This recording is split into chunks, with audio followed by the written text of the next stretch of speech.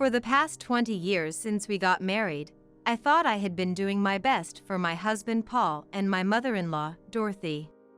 But then, out of the blue, Paul told me, "Starting next month, I'm going to live with Mom and Angela," announcing his plans to move in with Dorothy and his sister Angela.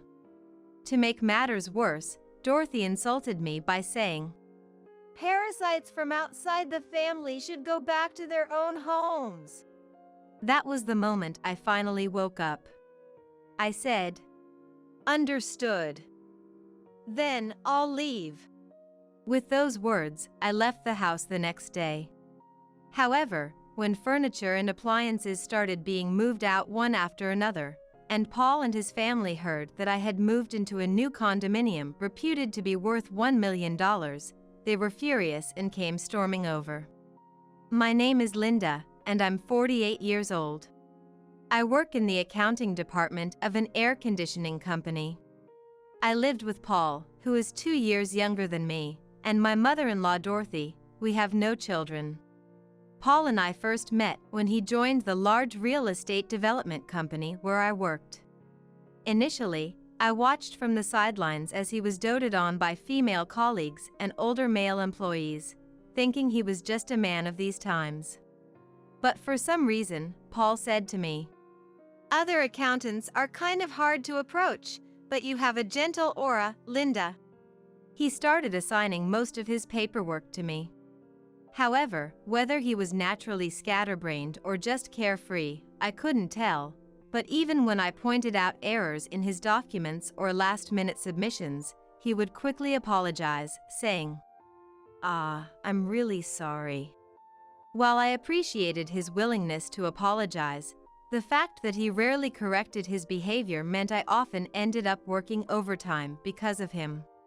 It seemed clever, or rather sly, to keep up a cheerful facade, but each time I couldn't help feeling a bit troubled inside. Yet, whenever I appeared to struggle with the office supplies provided, he would bring me stationery he recommended, showing a thoughtfulness that always made me forgive him. In the end, I was being won over, just as he was, by taking care of him. Our relationship took a significant leap forward when I fell ill on the commuter train. Perhaps due to staying late at work during the busy season, I suddenly felt dizzy.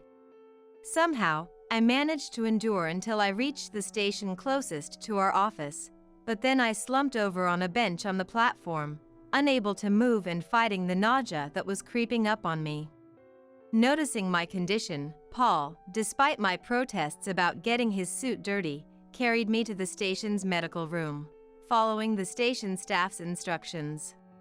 Afterward, I took some medicine I had with me and lay down for a while. Eventually, the dizziness subsided, and I contacted the office again, only to be instructed by my boss to go home for the day. Moreover, Paul, who had stayed with me, was ordered to make sure I got home safely. Though I initially refused, I ended up letting him escort me home. The next day, I went to work as usual, apologized to my boss and colleagues, and then visited Paul in the sales department to explain the situation to his boss and apologize. "I really inconvenienced you, and I want to do something to make it up to you. How about this? Treat me to dinner this Friday. I'm short on cash right before payday." Paul's innocent request made me burst out laughing, and I agreed. While I intended it to be a one-time meal, he insisted, "Now that I've gotten my paycheck, let me treat you this time as a way of saying thanks." A reciprocation of thanks, and then another, somehow led to us being seen as a couple by those around us before we knew it. But when I rushed to deny the rumors, I found I was the only one in a panic. Paul, ever the laid-back one, said, "There's no need to deny it so desperately. I don't mind being thought of that way." Just like that, we came to be treated as a couple by everyone around us. And 2 years later, when I turned 28, "Maybe it's about time we got married. It would probably make everyone else feel more at ease," he suggested, and we got married. However, I had intended to keep working, but it was unexpected when Paul, who also worked at the same company, told me it was suffocating and asked me to quit. Considering your age, shouldn't you focus on having children first? Similarly to Dorothy, Paul also strongly suggested that I resign from my job. Moreover, while we had hoped to live in a condominium about 30 minutes away by train if we were both working, the conversation about living with Paul's parents came up.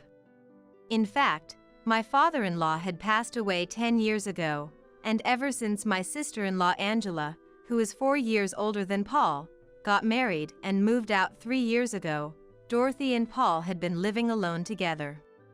Although I knew as the eldest son, Paul would eventually live with his parents, I wasn't keen on starting our marriage living with them. However, if Paul were to move out, Dorothy, being left alone, strongly opposed living separately. Convinced by the economic benefits of saving on rent, we started our married life living together. For a while after we got married, everything was peaceful. Dorothy was proud of Angela, who graduated from a prestigious university, landed a job at a major general trading company, and married an elite man from her workplace. Despite being the eldest son, Dorothy seemed to show little interest in Paul. Angela, who lived in a condominium about 30 minutes away by train from her parents' home, often begged Dorothy to help with household chores. "Mom, please come help. I'm too busy every day to handle all the housework." Dorothy, flattered by her beloved daughter's plea, didn't mind at all and regularly went to Angela's condominium, acting like a maid, cooking, cleaning, and doing laundry. However, there were times when Dorothy alone wasn't enough to handle everything, or when Angela took a vacation and they went out for afternoon tea at their favorite hotel, that I would also be called upon to help. But on regular days, Dorothy barely interfered with Paul and me, making our cohabitation more comfortable than I had anticipated. Given that, I thought helping out at Angela's place occasionally wasn't much of an issue. However, one day, Angela and Dorothy planned a one-night trip for rest and relaxation. During their absence, I was asked to tidy up Angela's house alone. Angela said it would be bad to inconvenience her husband while we're gone, so please take care of the cleaning, laundry, and prepare meals in advance. After sending Angela and Dorothy off and receiving the keys, I entered Angela's condominium and began doing the household chores as instructed. Cleaning, laundry, ironing, I went about my usual routine. But when it came time to store the prepared dishes in the fridge, "Make sure you chill his favorite brand of beer. He gets grumpy if it's not cold," I remembered being told. Checking the fridge, I found not a single bottle of the crucial beer. Only the mineral water and beauty drinks Angela drinks every night. I should have checked before going shopping. I regretted, but it was too late. Reluctantly, I headed to the nearest supermarket, only to find they didn't stock the specific brand of beer. The beer Angela's husband preferred was a Belgian brand, not as readily available as domestic brands in any supermarket. Initially, I thought finding it would be easy if I just went to another store, but after visiting nearby supermarkets and drugstores that also sell food, I couldn't find the brand anywhere. Back then, map apps weren't as widespread, and I wasn't familiar with the area around Angela's condominium, so I had no idea where to find what stores. Despite rushing around in a panic, I couldn't find it, and time was running out. Eventually, I caught a taxi to a liquor store a bit further away and finally found the beer. By the time I returned to the condominium, it was nearly 5 p.m. I just wanted to put the beer in the fridge and head home. As I entered Angela's room, I saw her husband, Charles, standing in the living room. "Charles, you're home early." As I said this, trying to tidy up the apron and the bag of food containers left on the sofa. "What's all this?" "I was told we hired someone to take care of the house," he questioned. According to Charles, He had initially planned to invite his mother to live with them since they were both going to be working full-time.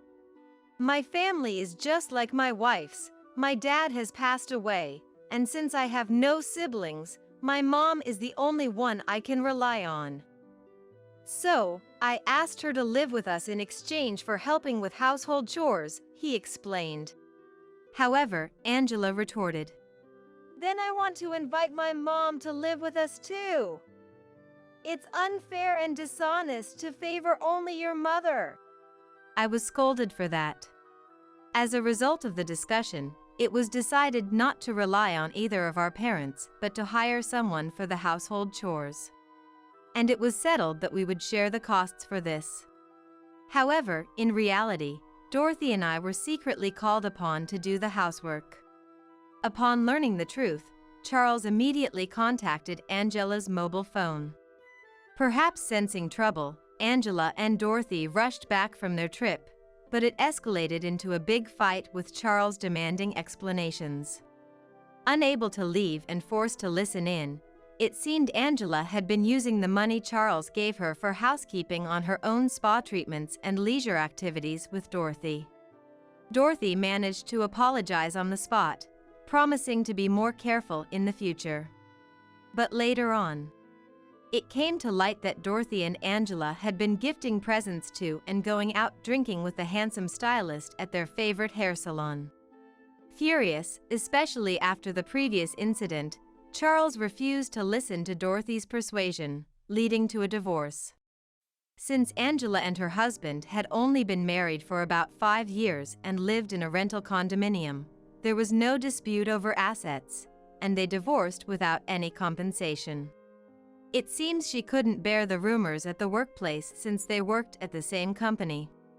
Angela, having been scouted, resigned and moved to another company simultaneously with her divorce. However, it seems she struggled to build her career as hoped in the new environment. Angela, frustrated, began to lash out at me along with Dorothy. "It's all your fault this happened. If only you had handled things better, none of this would have occurred. You're the one who ruined my life." That's how they started blaming me. Moreover, at a time when I was distressed over not being able to have children, Dorothy mocked me, saying, "I wanted to see my grandchildren, but I guess it's for the best. A grandchild born from such a defective woman wouldn't have been lovable anyway." She said that bluntly. The sheer unfairness made me burst into tears. But what shocked me more was when Paul saw me crying and disdainfully said, "If you're going to cry and regret your sins now, why couldn't you have just done as they said? It's me who wants to cry, being caught up in your mistakes." Hearing that made me feel so devastated, my legs almost gave way. Because it meant Paul seriously thought I was to blame, despite knowing everything. In other words, I had no allies in this house. Realizing this, I immediately thought of divorce, but being a housewife with no job made it not so simple to just say I wanted a divorce. I could go back to my parents' house, but moving back unemployed to a house where my brother and his wife lived nearby would just make me feel small. And it would likely be hard to find a job in the countryside that would allow me to live on my own. So, I decided to focus first on establishing a financial foundation, swallowing my pride. I found a part-time job in accounting, secretly relying on connections from my previous job. I got permission by tearfully telling Dorothy and Paul, "It pains me to just be a housewife when we're struggling to have children, so I want to at least work a part-time job to help with the household finances." And I started working the next month. Of course, neglecting housework could lead to snide comments and possibly demands to quit my job. That's why I pushed myself hard, even when tired or feeling unwell. I made no compromises at work, seizing any chance to improve and continuing to strive. As a result, I was promoted to a full-time position in the second year of my part-time job. 5 years later, I was invited by a former boss to join the current air conditioning company and have continued to work hard. But recently, as we approached our 20th wedding anniversary, after dinner, as I was doing the dishes, Paul came and said, "Come to the living room, I have something to tell you." It was unusual for him to seek me out as he usually spent his time happily with Dorothy, indifferent to whatever I was doing in the house.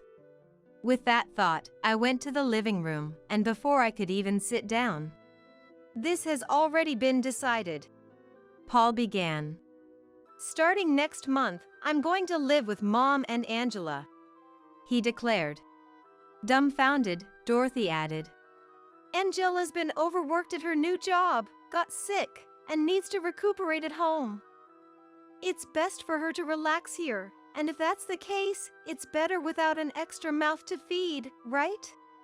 Then, coming over to my side on purpose, she said, "Parasites from outside the family should go back to their own homes," making a shooing gesture at me. They watched my reaction with a malicious smile, but inside, I smiled at the thought of being freed from this hassle. Then I slowly smiled at them and said, "I understand. I'll leave tomorrow afternoon." As I walked to my room, I glanced at their faces, as dumbfounded as I had been a moment ago. The next morning, after seeing Paul off to work, I waited for the second-hand goods buyer I had contacted the night before. Unaware, Dorothy was startled by the arrival of the unfamiliar men, but we started the work without minding her. From the kitchen, the refrigerator, oven range, dishwasher, Dorothy's favorite soda maker, and dining set were all taken. Of course, I didn't forget the IH cooking heater. Next, in the living room, the TV, air conditioner, the diligently working robot vacuum, and AI speaker. The off-season hot carpet and sofa set were also listed. Then, the fully automatic washing machine, Paul's room's computer desk, and bookshelf. In addition, the air conditioner, bed, and dresser in Dorothy and Paul's rooms were quickly appraised. As the dealer started making a call, Dorothy, seemingly coming to her senses, rushed over furiously. "Hey! What are you starting here? Entering people's bedrooms!" she shrieked at me, to which I replied with a smile. "Since I'm just a parasite from outside the family, I thought I should at least take care of my own belongings before making my exit." Just then, additional personnel called by the dealer arrived. After that, the furniture and appliances listed were swiftly moved out of my husband's family home. Overwhelmed by the efficient and purposeful movement, Dorothy could only pace restlessly around.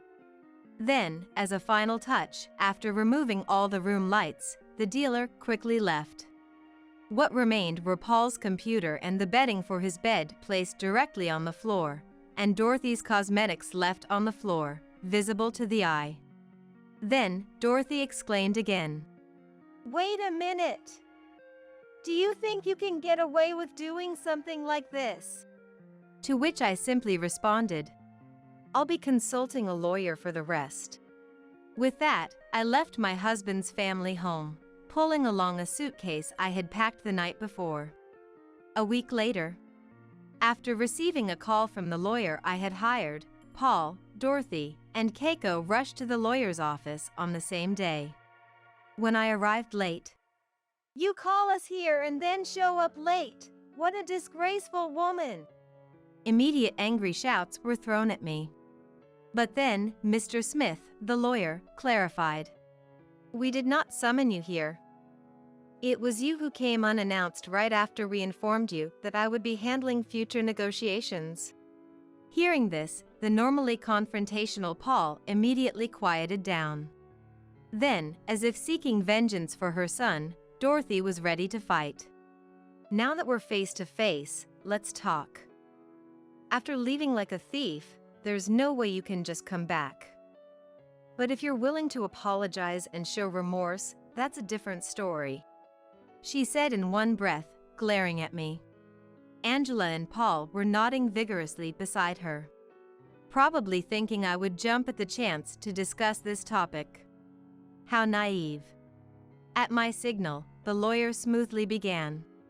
Of course, she has no intention of returning. The discussion is about signing the divorce papers, property division, and compensation. Stunned by these words, the three of them exclaimed, "We're not getting a divorce! Property division and compensation! How audacious! How dare you!" All at once, creating a racket. When things got out of control, the lawyer's coughing brought some quiet, and I calmly stated, "Divorce is a settled matter. If you do not agree, we are prepared to proceed with mediation or court." They tried to raise their voices again, but another cough from the lawyer made them quiet down. After some whispered discussions among themselves, they surprisingly quickly signed the divorce papers I presented. However, their attitude changed again when it came to property division and compensation. How audacious to talk about property division! You were just a part-timer, practically a parasite to Paul. To think we made such a failure our son's wife, we should be the ones receiving compensation. We won't pay a penny! They began to berate again. Then, I presented the recent 5 years household accounts and the bank account statements I used for managing living expenses. Initially, Paul and Dorothy didn't understand, but as the lawyer explained with the documents, their complexions darkened. Because for about the last 5 years, I had been paying approximately $3,200 a month for living expenses, practically covering everything. That's ridiculous! I've been contributing $1,500 a month to our household. Paul protested, but against the $1,500 Paul deposited, the revolving credit payments for Paul and Dorothy's cards were nearly the same amount. Effectively, even if his salary was deposited, it just went out from one hand to the other. Instead, the $3,200 from my salary account covered the remodeling loan, Paul and Dorothy's car loan, groceries, and all the loans for furniture and appliances. In the past 5 years, since Linda became the head of the accounting department at her current company, almost all of her income went into the household. That amounts to about $190,000 in total. Despite such contribution, it's quite something to be called a parasite, the lawyer stated. The three were wide-eyed, flipping through the documents, but what the lawyer stated was an undeniable fact. Realizing they were at a disadvantage, Dorothy suddenly said, "Hey, Linda. We were once husband and wife, daughter-in-law and mother-in-law, and sisters-in-law, weren't we? Let's stop fighting and walk our separate paths peacefully." She tried to appeal to me with a conciliatory tone. I responded, "Yes, that's right. And I also let my temper get the best of me the other day and sold off all the furniture and appliances. Let's both act like adults and part ways peacefully." With that, I requested the lawyer to draft a divorce agreement. We both agreed to renounce our rights to property division and compensation in the divorce agreement. After making it official with a notary public, Paul and I shook hands, ending our 20-year marriage. But the story didn't end there. After completing the procedures, Paul, Dorothy, and I went our separate ways. 2 months later, I began receiving numerous messages from them on the only social media account I hadn't blocked. Initially, I ignored them, but the constant barrage of messages, day and night, became too annoying. Hearing they had even shown up at the lawyer's office demanding to see me, I decided to meet them one last time to set things straight. This time, I arrived a bit earlier than the agreed time, but Paul and the others were already there, looking restless and somewhat shabbier than before. As soon as they saw me, Paul barked, "You bought a room in that new condominium in front of the station, didn't you?" I had chosen a property not affiliated with Paul's company, but they must have found out somehow. Then Dorothy joined in, yelling, "Where did you hide that money? If it's from during our marriage, it should be shared property, right? Coward!" Their noise was unbearable, so I reminded them that we had both agreed to waive our rights to property division. They seemed to have conveniently forgotten anything unfavorable to them. Paul and my mother-in-law turned pale, but quickly retorted, "That's the same as being tricked. The one who hid it is to blame."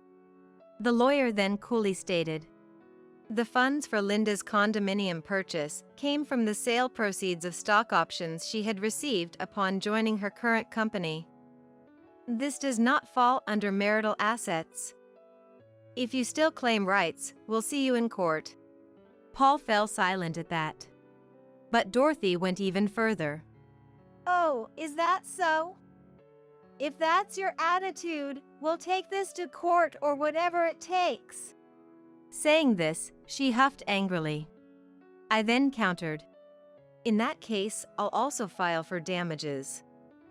The psychological damage wasn't minor, considering you were so openly looking for a new partner even before our divorce was finalized. I laughed as I said this, making Dorothy's face go pale. Next to her, Angela, who had been sitting dazed, also turned white when I added, "Of course, Angela, I'll be claiming damages for the emotional distress you've caused me. I've kept all the evidence of the verbal abuse and harassment you've inflicted on me after your divorce from Charles." I laid out a voice recorder, USB drives, and printed messages as proof. Lastly, I said, "By the way, Angela, you know Mary, right? Actually, she's the daughter of my direct superior." As I looked straight into Angela's eyes with a smile, her complexion turned even paler. I had already discussed and consulted my current employer to some extent about the situation to prevent any disruption in my work. In fact, that supervisor has a daughter named Mary. I've met her a few times at company BBQs and other events, a cheerful and wonderful woman. However, right after graduating from university and joining a company, Mary faced terrible harassment from her boss and is currently on leave due to mental health issues. The person who harassed her was Angela. Mary's parents divorced when she was young, and since then, she has been living with her father. Because Mary didn't have any close female figures, I was asked to take her out for meals and shopping to help her get a change of scenery, to which I happily agreed. Our conversations started with trivial matters, and I mostly listened to Mary, but I was shocked when Angela's name came up. At the same time, I learned that Angela's so-called medical leave was a complete lie. She was actually under a home-stay order because her treatment of Mary had become a problem at work. This prompted me to start preparing for a divorce as quickly as possible. If Angela were to be demoted or fired, she would undoubtedly end up moving into my husband's family home. That would put me in an even more difficult financial and mental position. I was wondering how to initiate a divorce to my advantage when I was conveniently kicked out by them.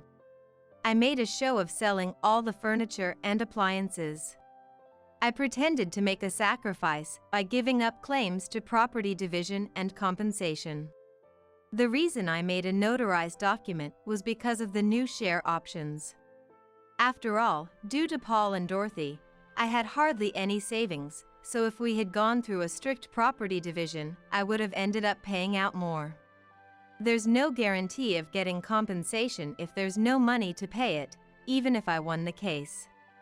That's why it was necessary to make them give up their claim to property division by bringing up the issue of living expenses and making them feel indebted. Paul, Dorothy, and Angela finally understood everything. The foolish trio, who thought they could go back to their usual lives without the parasite me, left with their shoulders slumped. Their downfall afterwards was severe. Dorothy, just as I had pointed out, not only spread the word that she was going to decisively break up her son with his part-time job-capable wife and me, but also said, "So, if you know any nice girls, I'd love for you to introduce them to my son." She even went as far as to demand dinner parties to introduce her son to women. Of course, among those approached, people of standing talked behind Dorothy's back, saying it was absurd to look for a new partner for her son before even finalizing the divorce with his current wife. Moreover, setting such conditions, she must be greatly overestimating what her son is worth. They were said to have laughed at this. And the conditions Dorothy deemed suitable for Paul's wife were astonishing. First off, she should be in her early 20s. Anyone older would be too influenced by society's nonsense about equality in marriage, right? She was reported to have said. This alone was shocking enough, but Dorothy didn't stop there. Of course, we'll cut ties with the wife's family, but before that, they should hand over their inheritance up front. We need someone with a certain level of assets and financial power. And could we get a medical checkup to ensure she's capable of having children? She went as far as to say this, earning herself contempt from listeners. Unaware of the cold stares around her, she continued. Of course, being tall, stylish, and beautiful is a given. Thank you in advance. Naturally, no marriage proposals came Dorothy's way, and in her desperation, she apparently sent a flurry of urgent calls and messages. However, she was either turned down because no one met her conditions or simply ignored. Soon, the rumors of my divorce spread among friends, acquaintances, and neighbors, making them a subject of ridicule. Perhaps unable to bear the disdainful looks due to their previously arrogant behavior, they ended up confining themselves within their home, not going out anymore. Recently, there have been rumors about hearing screams, shouts, and the sound of breaking dishes coming from their house, supposedly from Dorothy. Previously, Dorothy would vent her frustrations on me or indulge in spending to relieve stress. Now, without me as her punching bag and unable to shop or take short trips for stress relief, she might be wreaking havoc at home. Meanwhile, Paul had left all financial matters to me since our marriage. He seemed not to understand the basics of budgeting, and even after the lawyer explained it clearly, he remained overconfident, thinking, if she could manage the living expenses, then I can easily do it too if I put my mind to it. That appears to have been his careless assumption. However, Dorothy and Angela, who were supposed to take over the household chores, abandoned everything, considering it too much of a hassle. Meals became all delivery or takeout, and cleaning and laundry were left to a housekeeping service, among other miscellaneous tasks, leading to a financial breakdown in just 2 months. The credit card Dorothy used for living expenses was quickly revoked, and their meals turned to just toast and coffee for breakfast, instant noodles for lunch, and mainly takeout for dinner. Laundry was done all at once when they ran out of clothes. Living a life of only cleaning visible areas, they ended up leading a nutritionally unbalanced and unsanitary lifestyle. Paul, who was once praised for looking younger than his age, gained unhealthy weight, his skin became rough, his hair greasy, and his once handsome appearance vanished. Not fitting the image of a salesperson, he received a flood of complaints from clients. This led to him being relegated to back-end work, with a reduced salary. Paul reached out to the lawyer, saying, I've come to my senses. I was deceived by Mom and Angela. I want to cut ties with them and start over. Through phone calls and emails. But as prearranged. I've been instructed not to engage with you under any circumstances, was the firm response. They warned that if they attempted to approach my workplace or new home, the police would be contacted immediately. Thankfully, that put an end to any further contact. As for Mary, another main character in this saga, she was furious when I shared the entire story with her. What's that supposed to mean? I thought she might have learned something from what happened with me, but she's blaming her divorce on you and resorting to such harassment. She's always been that kind of person, hasn't she?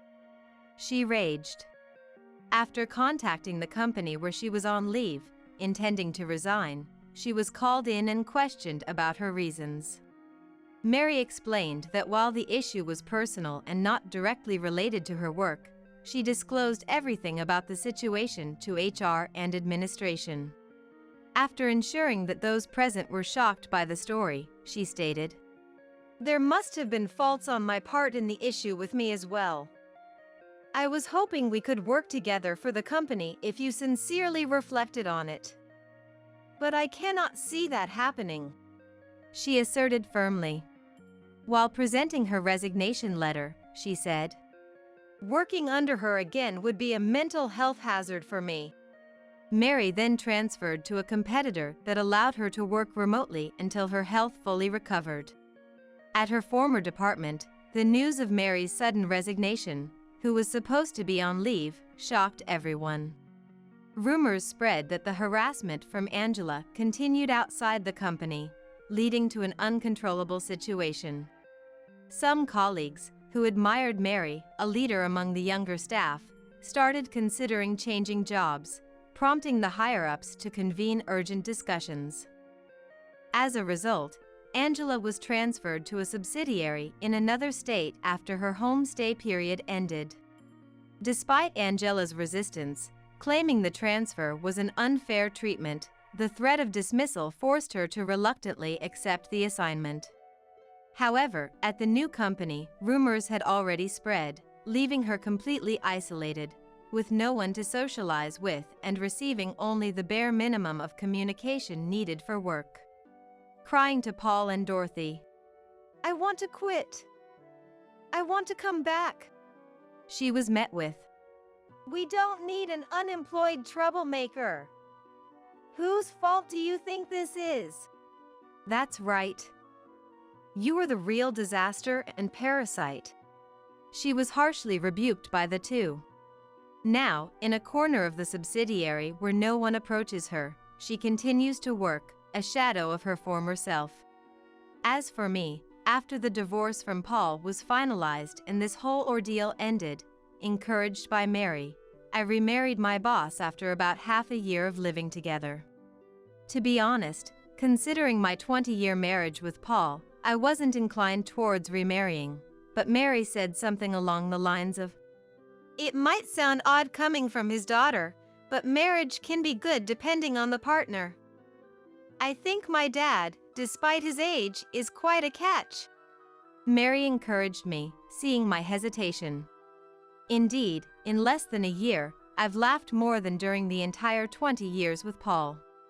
Having a partner to share a life where I can be myself has truly brought happiness. Sometimes, I think if I had made this decision sooner.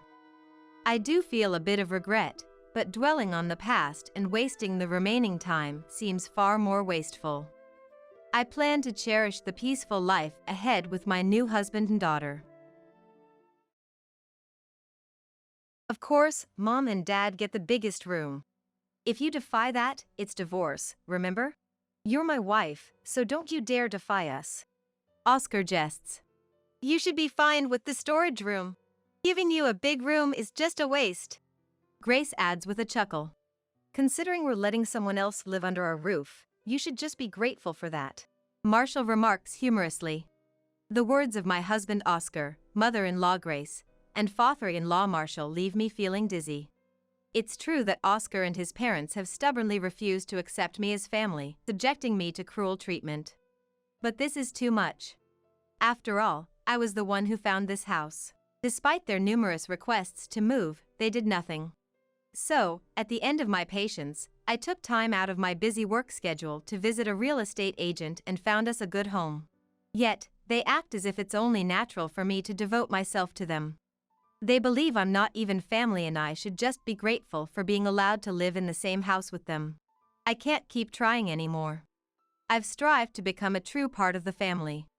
But at this moment, I've reached the end of my tether. My name is Jessica, a 38-year-old housewife. I live with my husband. I met Oscar through a friend's introduction.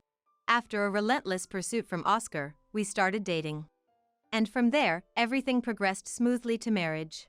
After our wedding, we moved close to his parents' home. The move was spurred by the news of Marshall hurting his back. While Marshall wasn't in need of constant care, his mobility was limited enough to require assistance for longer trips. So we settled nearby in-laws' house to give them a ride when they needed and visit them regularly to check in. Initially, my in-laws seemed appreciative of our efforts. As Oscar's wife, I wanted to support them. With that sentiment, I did what I could while juggling a busy work schedule. However, as time passed, my in-laws' attitude drastically changed. Jessica, when are you going to quit your job? A married woman working, it's hurting Oscar's reputation. Why not just quit and become a housewife? They suggested. My in-laws had always seemed dissatisfied with my continued work post-marriage. Perhaps in their time, it was the norm for a married woman to quit her job. But such a mindset is painfully outdated. Grace, these days, it's perfectly acceptable for married women to continue working. You know, retirement inevitably requires money, right? I want to keep working to ensure we don't face hardships in the future. I earnestly respond to Grace's words. As we age, living off a pension alone becomes an increasingly difficult proposition. That's why I believe it's important to work and save while we still can. But Jessica, isn't it because you're working that you and Oscar don't have time for intimacy? You're already 38 and he has crossed 40. It's troubling for us if you can't even provide a grandchild. She argues. It's true that we don't have children. But it's not for a lack of trying. We've done what we could, and yet here we are. Harsh words and cold glances from my in-laws leave me feeling terribly uncomfortable. Could it be that I'm the one at fault? Should I have quit my job and focused on starting a family? I feel restless, troubled by the thought that I might be doing something wrong. It was around this time that my in-laws' behavior noticeably deteriorated. They treated me as if I wasn't part of the family. And this attitude, like a contagious disease, spread to Oscar as well. Initially, the changes were minimal. Ignoring my attempts to communicate, or Oscar and his parents going on trips without me. I questioned such actions, but thinking it unwise to dwell on them too much, I let them be. That only led to worse behavior. Returning from work one day, I found Oscar drinking in the living room. Not wanting to disturb his evening ritual, I quietly entered and started tending to some household chores. Then he let out a heavy sigh. What's this about you leaving the house empty till this hour because of work? Mom, even when she was tired from chores, was always by my side at this time, never making me feel lonely. A wife that makes her husband feel lonely is failing her role. He lamented. He often compared me to Grace. Every time I made a mistake, he would point out how Grace would have done it, lecturing me on how inadequate I was as a wife. I'm sorry for making you feel lonely. I'll be more mindful from now on. I replied. Challenging Oscar in these moments only led to more intense anger and worse situations. Drawing from past experiences, I refrained from arguing and quickly apologized. Perhaps my action was interpreted as an admission of guilt, as he continued with even harsher words. Listen, the only reason you can still work is that Mom and Dad are kind. But I won't be as kind to you like them. Quit your job quickly and become a housewife. It's time to stop being so selfish. I've been told to quit my job time and again. Why do I have to hear such things? I'm working with the future in mind, so why must that be dismissed? He really seems to dislike that I don't conform to his wishes. Sometimes, I even feel like I'm not treated as part of the family. But still, I've persevered. In the midst of these challenging days, he came up with a suggestion. He wanted us to live with his parents. They won't stay healthy forever, right? They might get injured while we're away. To be there for them immediately if that happens, I think living together is necessary. This single statement moved his parents, proud of their thoughtful son. But for me, it felt like just another source of distress was being added to my life. And to make matters worse, although they spoke of wanting to live together, they never took any action to make it happen. It was always left up to me. You're always so unhelpful, so the least you could do is make an effort for the family. Oscar said. He instructed me to find time amidst my busy work schedule to visit real estate agents and look for a house suitable for us to live together. Honestly, it was a particularly busy period for me, and finding the time was a real struggle. But somehow, I managed and found a potential property. When I showed the details to them, their reaction was surprisingly positive. We decided to visit the house that weekend. I managed to take a day off work for it. It's really spacious and nice. I think Mom and Dad can really relax in this house, he remarked. Guided by the real estate agent, we walked through the house. The house was large enough to offer a room for each of the four of us, with spare rooms for guests. While checking out each room, Oscar and his parents discussed what each room could be used for. I trailed behind, quietly observing their excited chatter. It seemed we had finished touring the last room. They seemed convinced by the house after the viewing. I felt relieved, thinking the move might go smoothly after all. But reality was far more cruel. Of course, Mom and Dad get the biggest room. Defy that and it's divorce, remember? You're my wife, so don't you dare defy us, Oscar said, startling me. His utter disregard for me and his selfish decision-making for his parents left me stunned. Then, as if to add insult to injury, Grace chimed in.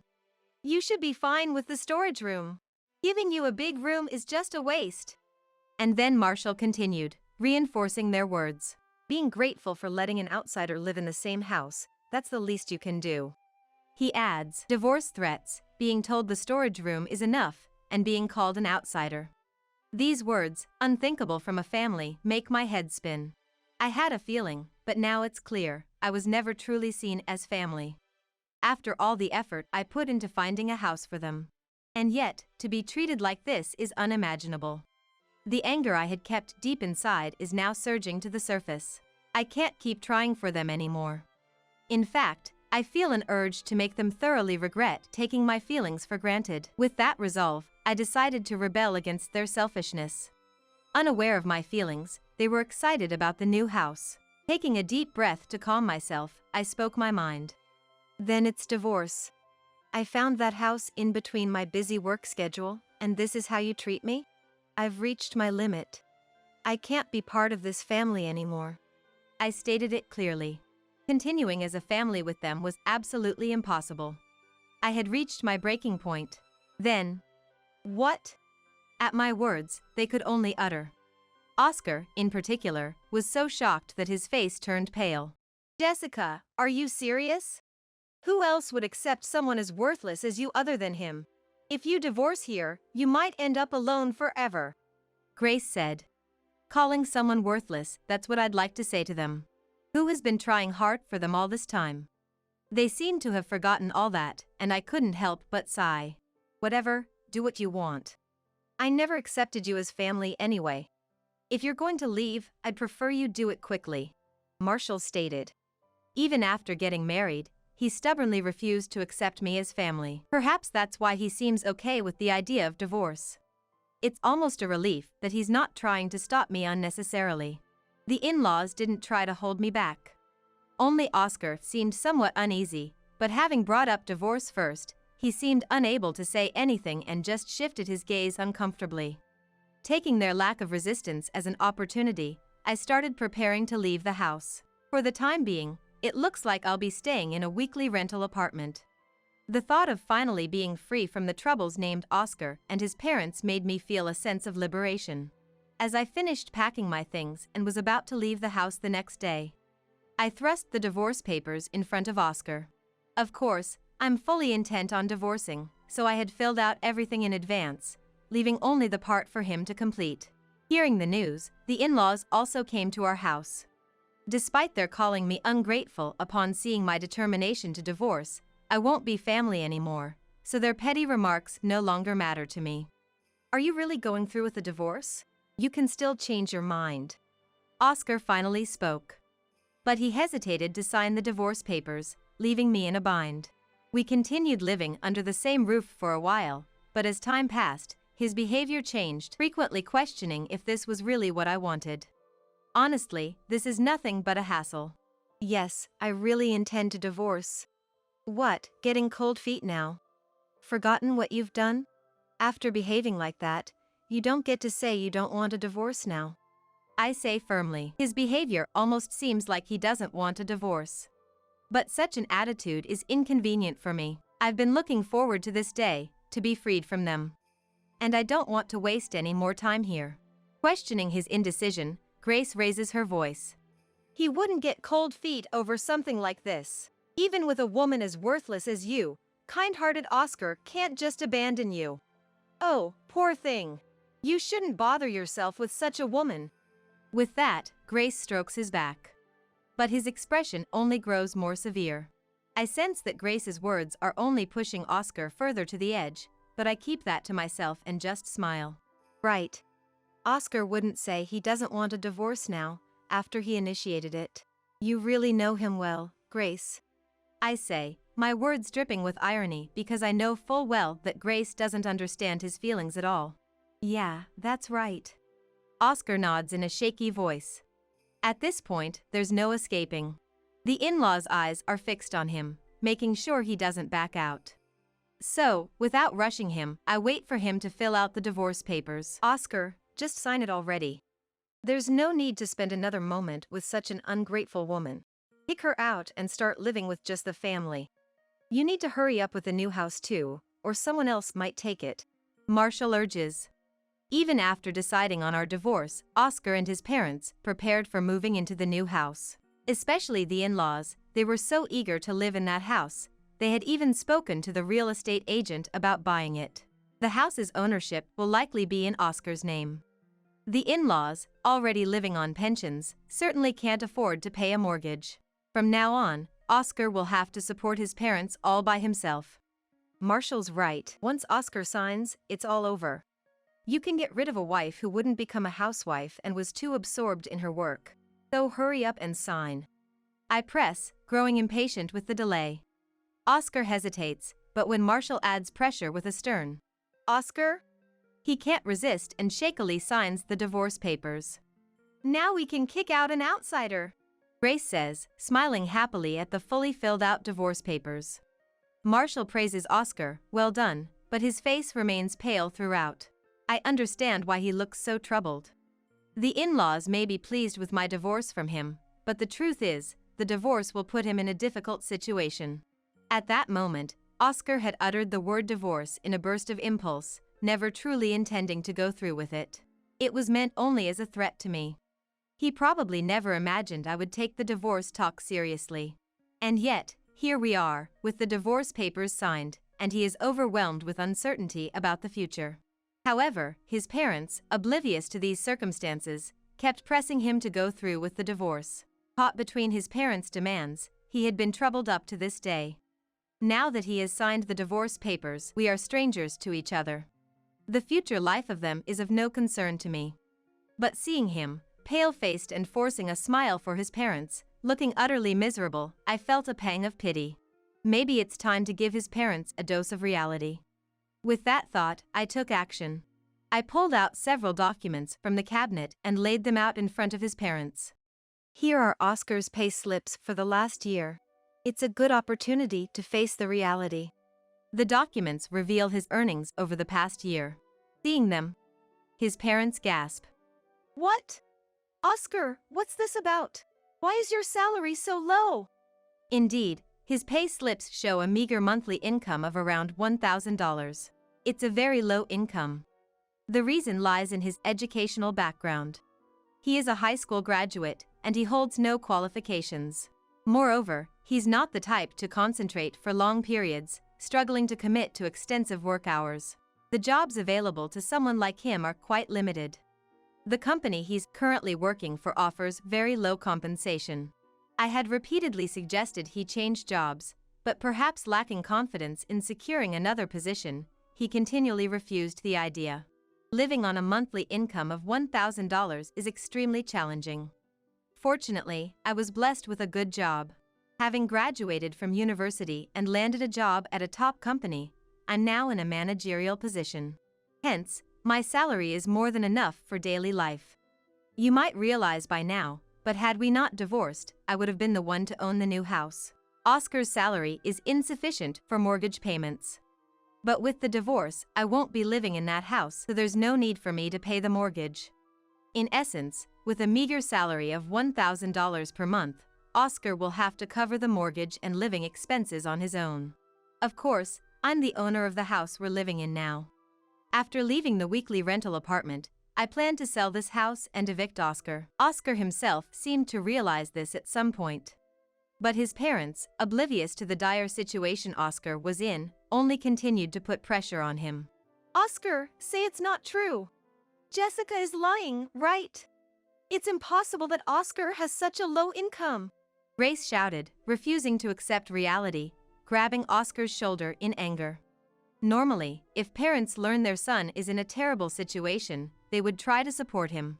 However, Grace, holding on to an overly grand illusion of Oscar, couldn't face the reality I presented and kept imposing her ideals.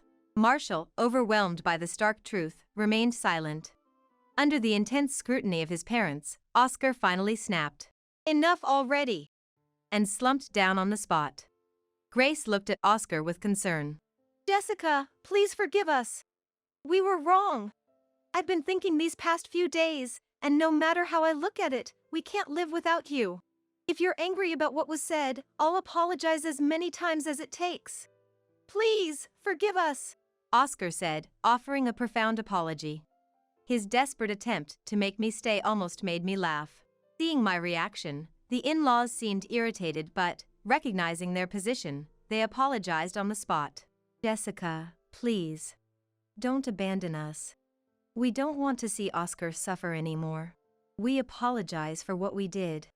So please, reconsider. It's not too late. Grace pleaded, apologizing next to Oscar. Marshall, perhaps influenced by her, also said, please, and apologized. After being ridiculed and subjected to harsh words, this scene of all three apologizing simultaneously was quite a spectacle. I felt a sense of clarity, as if something long lodged in my chest had been cleared. But my resolve was firm. I truly felt that I couldn't forgive these three. Even if I forgave them now, there's no guarantee the same situation wouldn't happen again. Perhaps their behavior could become even worse. And more than anything, I no longer had the desire to continue as a family with them. The urge to be freed from these three and to live my own life was much stronger. That's why, no matter how much they tried to stop me, my decision didn't waver. Sorry, but it's already decided. No matter what you say, I'm going to submit this divorce application. If you really don't like it, let's hire lawyers and discuss it further, I said, taking the divorce papers and returning to my room. After that, I could hear them arguing in the living room, but I ignored it and took the time to rest, preparing for the next day. The following early morning, I left the house with the luggage I had packed in advance. It was fortunate that I didn't have to face Oscar even once, and so, I was freed from these troublesome people. The divorce application was successfully processed. However, what became more contentious was the issue of alimony. I wasn't interested in receiving any alimony, for I was satisfied as long as I can get divorced. But Oscar, perhaps trying to squeeze every penny he could from me, demanded $100,000 in alimony, concocting some plausible reason like my alleged infidelity. Of course, there was no truth to such claims, so his demands didn't stand. I heard from a friend about what happened afterward. Following that incident, Oscar and his parents reportedly had a significant falling out. After I sold the house, Oscar was evicted and had to move in with his parents. But, shocked by the turn of events, he quit his job and started relying on his parents, which infuriated them. Now, he is said to be living alone in an apartment after being kicked out of his parents' house. He seems to be desperately trying to get in touch with me, reaching out to mutual friends haphazardly.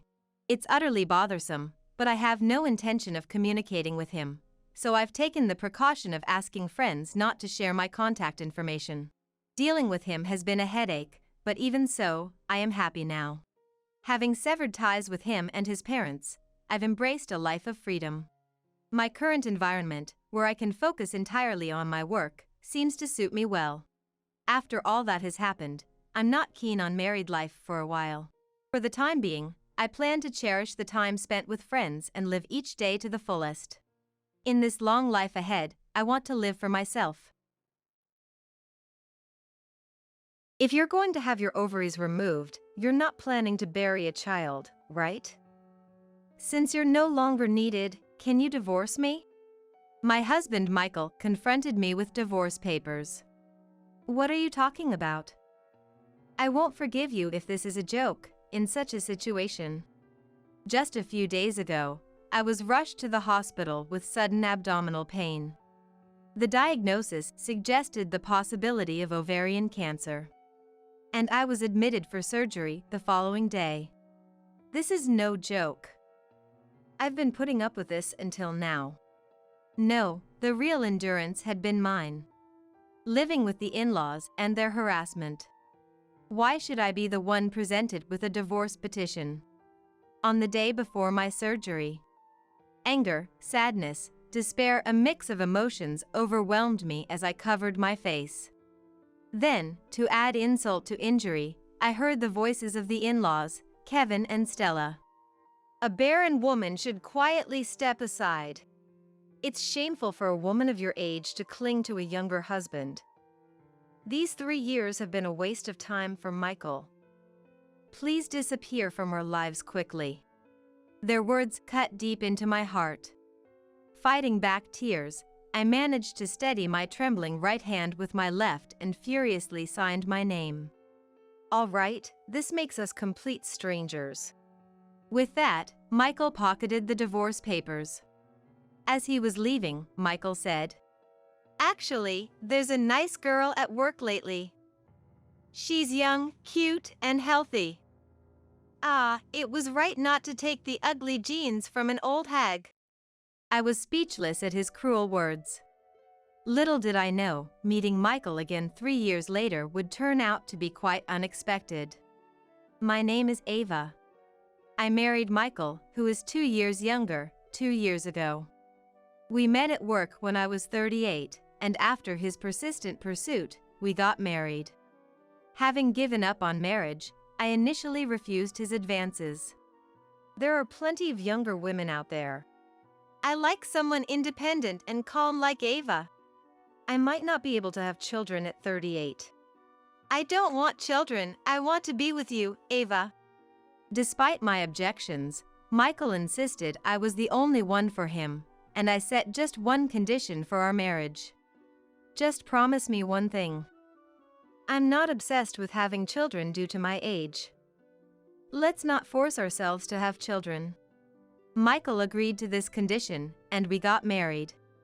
Michael, who had always lived with his parents, insisted on continuing to do so after our marriage. I'm an only child, and I'll have to take care of my parents eventually. Why not live with my parents from the start? Though living with strangers at this age was daunting, I consented to live with his parents, Kevin and Stella, out of gratitude for marrying a leftover like me. However, I quickly realized this decision was a mistake. Ava will need you to do the shopping, cooking, dishwashing, garbage disposal, and bathroom cleaning. Why was I the only one expected to do so much when there were 4 adults living in the house? I felt uneasy from the start but couldn't voice my concerns. They seemed to think of me as a housekeeper. Ava, I want to eat Odin today. Ava, the entrance is getting dirty, please clean it. Ava, iron my shirts. What kind of life had the 3 of them been leading before I arrived? The in-laws' house wasn't dirty, so someone must have been doing the housework until I came. This realization only added to my frustration. Furthermore, the in-laws were overjoyed at the prospect of their only son getting married and expected a grandchild right away. You're nearly 40, you should start infertility treatments soon. No, we're fine without children. What are you saying? There's no point in marrying if you're not going to have children. The in-laws couldn't understand our choice not to have children. Well, we're not young anymore, so we decided not to be too nervous about having children. Michael said, trying to convince his parents at first. But the in-laws were persistent. No matter how much Michael tried to persuade them, the question of when we were going to have a grandchild would resurface after a few days. One day, Michael came into the room, red-faced. Mom said I should get checked at the hospital because it might be my fault you're not getting pregnant. Feeling wounded in his male pride, Michael started taking it out on me. It's not my fault, is it? Michael is just hurting himself. Of course, I didn't say it out loud, but my dissatisfaction grew day by day. We're proving it's your fault we can't have kids. We're going to the doctor. Eventually, Michael said something like that.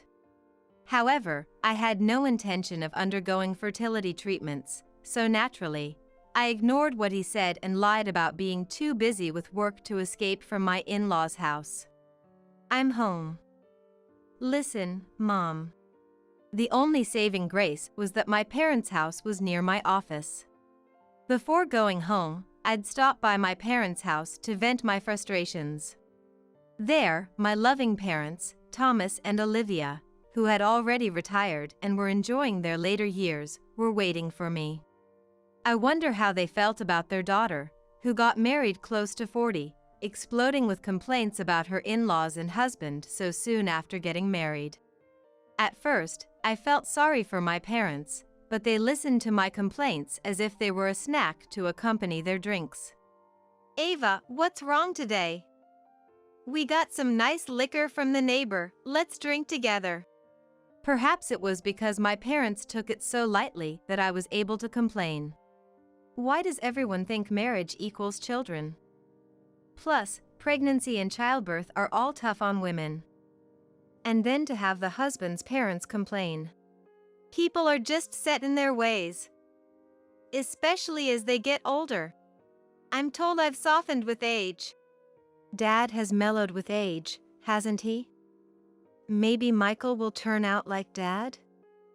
With time, this situation will probably become a laughing matter. Just like this, my parents always encouraged me. Having my parents on my side always gave me strength, and I was somehow able to continue my marriage.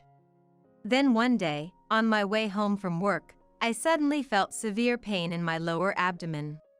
What's this pain? Cold sweat broke out due to the pain, and I couldn't stand, sitting down on the sidewalk. I tried to search for my mobile phone to call for help, but my hands were shaking so much from the pain that I couldn't properly search for it. Fortunately, a passerby noticed and called an ambulance for me. At the hospital, after various tests, I was told there was a possibility of ovarian cancer. Could you contact your family immediately? Asked by the nurse, I called Michael. It was past 7 p.m., and Michael should have been home, but he didn't answer the phone no matter how many times I tried. Reluctantly, I called Mom. I'll be there right away. You'll be okay, Ava. Mom encouraged me and soon arrived at the hospital with Dad. Tears streamed down my face the moment I saw my parents. I wasn't strong enough to face cancer alone after turning 40. Mom gently stroked my back. With my parents, I listened to the doctor about my condition. The right ovary is highly likely to be cancerous. We recommend the removal of both ovaries and the uterus. Does that mean I won't be able to get pregnant? Yes. Are you hoping to get pregnant, Ava? I hesitated. Honestly, at 41, I wasn't that desperate to have children. But, given the pressure for children from the in-laws and Michael, I felt a moment of resistance to making my body unable to bear children. Is there another treatment option if I wanted to get pregnant? I asked timidly. You have to think about your body first. My parents looked worried. The doctor quietly said to me, there are options, but further tests are needed to see if they're applicable to Ava. My parents were probably surprised I was still concerned about getting pregnant. I was surprised myself. I couldn't quite express my feelings, but the thought of having both of my ovaries and my uterus removed without ever having had children made me feel indescribably empty. Maybe if I don't give up and keep trying, Michael, Kevin, Stella might change their minds about me. That thought crossed my mind. I can't completely give up on getting pregnant. Can you leave one ovary? The doctor looked into my eyes and nodded. I understand how you feel, Ava. However, depending on the progress, there might still be a need to remove everything. As a result of the discussion with the doctor, surgery to remove my right ovary, the site of the tumor, was scheduled for 5 days later. If the tumor was confined to the right ovary, we would see how it goes with the addition of chemotherapy.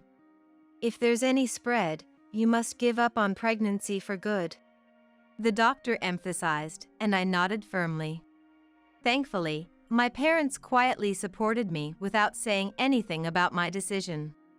Mom came to the hospital every day, taking care of me when I was feeling down. Did Michael get in touch?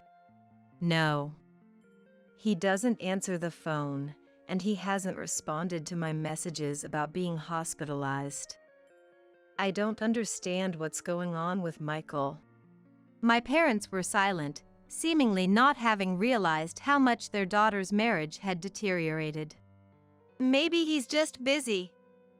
Dad and Mom have plenty of time, so don't worry about things like laundry. Oh, I'll buy your favorite pears later. Mom tried to keep my spirits up by being cheerfully supportive. I was deeply moved by my parents' warmth. I decided to do my best in the surgery for my parents as well. Just then, Michael and the in-laws entered my hospital room. It was the day before the surgery. I glared at the three of them. Why are you ignoring my calls and messages? Michael casually responded. Seems like you've been through a lot. Good job. Expecting him to apologize for not contacting me, I was speechless. Why can he speak so indifferently about his wife undergoing surgery? Anger welled up inside me, and I glared at them even more. Seeing my reaction, the three of them exchanged some words, then looked at me with a disdainful smile. Leave! I don't want to see your faces. Unable to hold back, I yelled at them, forgetting we were in a hospital. Then Michael walked up to me and thrust a piece of paper at me. If you're going to have your ovaries removed, you can't have kids, right? Since you're useless to me now, will you divorce me? The paper Michael thrust at me was a divorce petition. What are you talking about? I won't forgive you for joking about this in such a situation. It's no joke. I've been putting up with this until now. No, I've been the one putting up with everything. Why should I be the one presented with a divorce petition? On the day before my surgery, anger, sadness, despair, a mix of emotions overwhelmed me as I covered my face. Then, to add insult to injury, the in-laws spoke up. A barren woman should quietly step aside. It's shameful for a woman of your age to cling to a younger husband. These 3 years have been a waste of Michael's time. Please disappear from our sight quickly. Their words cut deep into my heart. Choosing a treatment that left open the possibility of pregnancy for their sake now seemed foolish. What is this treatment? Stunned, Michael left the divorce petition and a pen on the bedside table. Just sign your name, and it's all done. Be thankful I'm handling this for you. Saying so, Michael forced a pen into my right hand. I wasn't opposed to divorcing per se. In fact, I couldn't bear the thought of living with the in-laws and enduring their snide remarks until we had a child. But I had endured their tyranny for these 3 years. I endured it because they were family. They must have seen me only as a childbearing machine. The resentment towards the three who didn't offer support but instead presented me with divorce while I was facing surgery was immense. I bit my lip, holding back tears, and with trembling hands supported by my left, I wrote my name. All right, this makes us complete strangers. With that, Michael pocketed the divorce petition. The three of them left the room with satisfied looks. At the last moment, Michael turned back and said, Actually, there's a nice young girl at work. She's young, cute, and healthy. She doesn't have a single thing in common with you. Ah, I was right not to inherit ugly genes from an old hag. Glaring at Michael, he said, Good thing I divorced the old hag. And left with a smirk. The only sound in the quiet room was my sniffles. Michael and his family had pushed me, already overwhelmed by illness and fear, further down into despair. I buried my face in the blanket and cried. After some time, there was a knock at the door. I hurriedly covered my face with the blanket and pretended to be asleep. "Ava, you're sleeping, huh? I peeled some pears for you, eat them later." The voice belonged to Mom, who always entered without knocking. She quietly came in and placed a container of pears on the table. "I'll move all your stuff to our house today. After you're discharged, maybe you can help with the laundry. Oh, and Dad has started cooking. Look forward to Dad's cooking. I'll come back tomorrow morning." As Mom gently stroked the top of my head peeking out from the blanket, she quickly left the hospital room. It seemed like she knew everything without needing to say a word. Perhaps she had overheard the divorce conversation with Michael and the others outside the room. Feeling the infinite kindness and warmth of Mom, I found myself tearing up again. After a good cry, I lifted my face. The pear was cut into bite-sized pieces for easy eating. "Mom, thank you." As I bit into the pear, the smiling faces of my parents came to mind. I need to get better soon to repay Dad and Mom. I decided to work hard on my treatment, with the goal of giving my parents peace of mind. The next day, I underwent surgery to remove my right ovary. It turned out to be cancerous as feared, but fortunately, the left ovary was normal. Next, I would undergo chemotherapy to target the unseen cells. The first round of chemotherapy was tough due to the medication not agreeing with me and the strong side effects. I couldn't eat anything, and as my hair fell out, I could see myself getting thinner. But my parents were always there to encourage me. "Yesterday, we saw the meteor shower you like. Dad found 5 shooting stars. We made wishes, so you're definitely going to get better." Thinking about Dad, who normally wouldn't care about shooting stars, getting up in the middle of the night to watch the sky, filled me with a sense of his love and the warmth of family. Thanks to them, I was able to keep a strong resolve to fight for their sake. My hospital stay ended after 6 months, and I switched to outpatient treatment. If nobody uses it, it just collects dust. It's good that Ava is coming back. My parents didn't ask about the divorce. They simply brought me home as if it was the most natural thing. I couldn't return to society immediately and spent some time recuperating at home. Supported by my parents, I gradually began to recover my former self. And then, the second year after my surgery began. Before I got sick, I always lazed around on holidays, but after experiencing cancer, I made sure to live a regular, healthy life. That was a good walk. As I finished my usual morning walk and was about to enter the house, the mailman arrived and handed me a delivery. It was a letter with a baby's photo attached. The name on it was surprisingly Michael's. While I was fighting my illness, the man who left me had found happiness and even had the child his in-laws wished for. I wondered what he intended by letting me know this fact. Seeing the letter didn't make me feel good, but Michael was already a stranger to me. There was no need to waste my nerves on a stranger. I decided to move on. I knew my parents would be upset if they found the New Year's card. So as soon as I entered the house, I tore it up and threw it in the trash, making sure they would never know.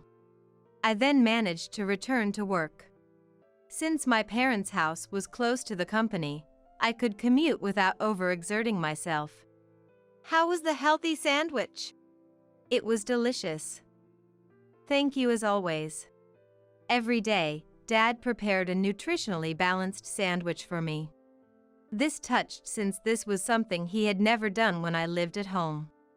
"Dad, you're really good at cooking. Did you always know how to cook?" I whispered to Mom, who shook her head. Dad got excited about making Ava's sandwiches. He improved his cooking skills over the last few months. Watching Dad happily make sandwiches while humming, I could tell he was truly happy to see me well. Parents always give their children unconditional love, no matter their age. I wished I could be a parent who gives unconditional love like them. That thought made me smile. Having one ovary left didn't matter since I was still single. But I needed to stay healthy for my parents. And I promised myself to repay them one day. I have decided once again. Then, one day, Michael and the in-laws suddenly appeared in front of me. They were waiting for me to return from work in front of my parents' house. Ava. Michael murmured my name as they all apologized profusely without caring about the onlookers. I was wrong. I want to start over. What is he talking about now? Especially since Michael already had a child. I was furious with Michael for his irresponsibility and the in-laws who followed him like fish droppings, apologizing together. As I glared at them silently, Michael began to explain. I was deceived. According to Michael, he married the young woman from his workplace right after divorcing me. Because she was already pregnant. Knowing now that he had cheated on me while we were still married made me upset, even after all this time. Then, just like the letter said, they had a son and were supposedly living a happy life until it was discovered that Michael's current wife was having an affair with another man. Michael became suspicious when she always stepped outside to take calls and never let her mobile phone out of her sight. He decided to hire a detective, and that's when he found out. Even more shocking was that the son he believed was his turned out to be the child of his wife's lover. When confronted, his wife casually admitted to the affair and the truth about the child. Laughing, she said, Obviously, I'd choose his genes over yours. Who would want the genes of an ugly old man like you? That sounds familiar. I muttered, and Michael hung his head. I really am sorry. I've only just realized how terribly we treated you. Following Michael's lead, the in-laws also apologized. We won't say anything about the child anymore. Can't we start over? Dad and Mom are sorry, too. What convenient people they are. After everything they did, I couldn't understand how they had the nerve to appear before me so casually, and I didn't feel like talking to them. Then, alerted by the commotion at the entrance, a man and my parents came out of the house at just the right moment. Guests? What are you doing here? Mom raised her voice upon seeing Michael and the others apologizing in front of me. The man behind my parents was taken aback by Mom's reaction, but then quickly came to my side. Please stay away from my wife. Then, my new husband Brian stood protectively in front of me, facing Michael and the others. Michael and his party were dumbfounded. My wife? What do you mean, Ava? This is a joke, right? Why would you think it's a joke? I retorted, seizing the moment to fight back. Sorry, but I'm married to him now. Thanks to you insisting on that divorce, I found someone who loves me for who I am, not as a childbearing machine. I wrapped my arm around the man beside me to show him off to Michael and the others. He was a colleague from work who had taken on my responsibilities while I was off sick. After returning to work, he helped me manage my workload so I wouldn't overdo it, and gradually, we spent more and more time together. Being with Ava makes me realize the small joys in life. Will you marry me? He proposed, accepting me for who I am, and we got married 6 months ago. Wait, your stomach! Are you pregnant?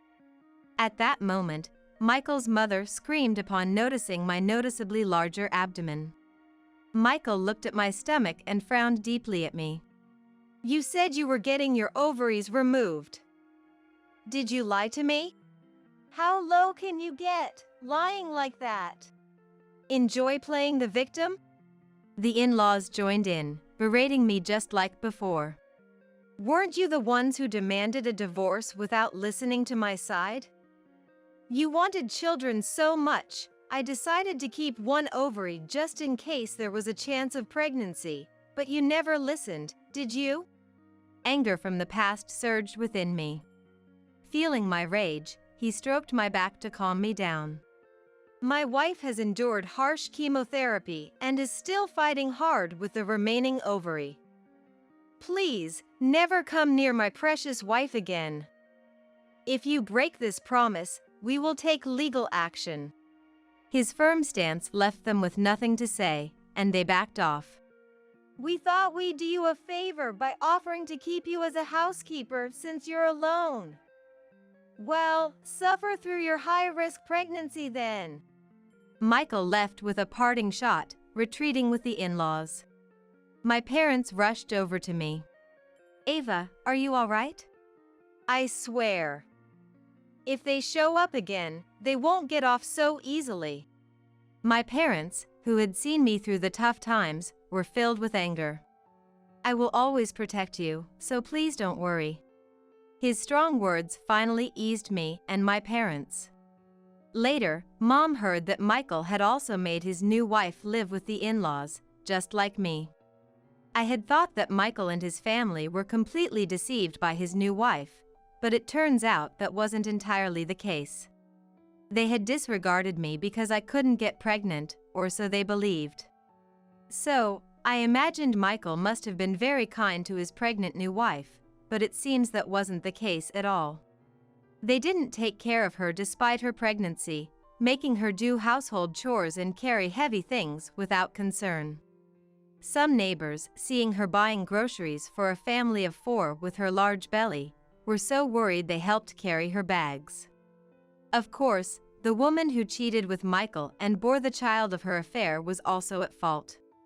But no one could make her feel guilty given how much Michael and his parents exploited her. Michael and his parents made their marriage partners live with them as housekeepers twice, only to divorce them shortly after. This bad reputation spread in the neighborhood, and nobody wanted to associate with Michael's family anymore. Still, they continued looking for a wife to take care of them, but as soon as Michael brought a woman home, neighbors would warn her about their reputation. Thanks to this, no woman became their victim again, and the 3 of them now live a meager life under the strange gazes of the neighborhood. Was their house always full of trash before Ava married in? No, they kept it fairly clean. I guess without a wife, Stella must manage the household well. I see. Mom nodded, understanding. Lately, Stella hasn't been well, probably due to her age. While Michael works, he has to take care of Stella, but with just the 2 men, the house has recently become neglected. They only have themselves to blame. They have to figure it out as a family of 3, blood-related. They need to deeply reflect on how they've mistreated their marriage partners. Mom, I'm home. Just then, my daughter and husband returned. Welcome back, we've been waiting. Let's play with Grandma. Seeing Mom, my daughter rushed into her arms with the brightest smile. My daughter turned 2 this year. When she was born, my husband and parents cried and thanked me. There were times I doubted why I chose to keep one ovary for treatment, feeling guilted towards my quietly supportive parents. But now, I have no regrets.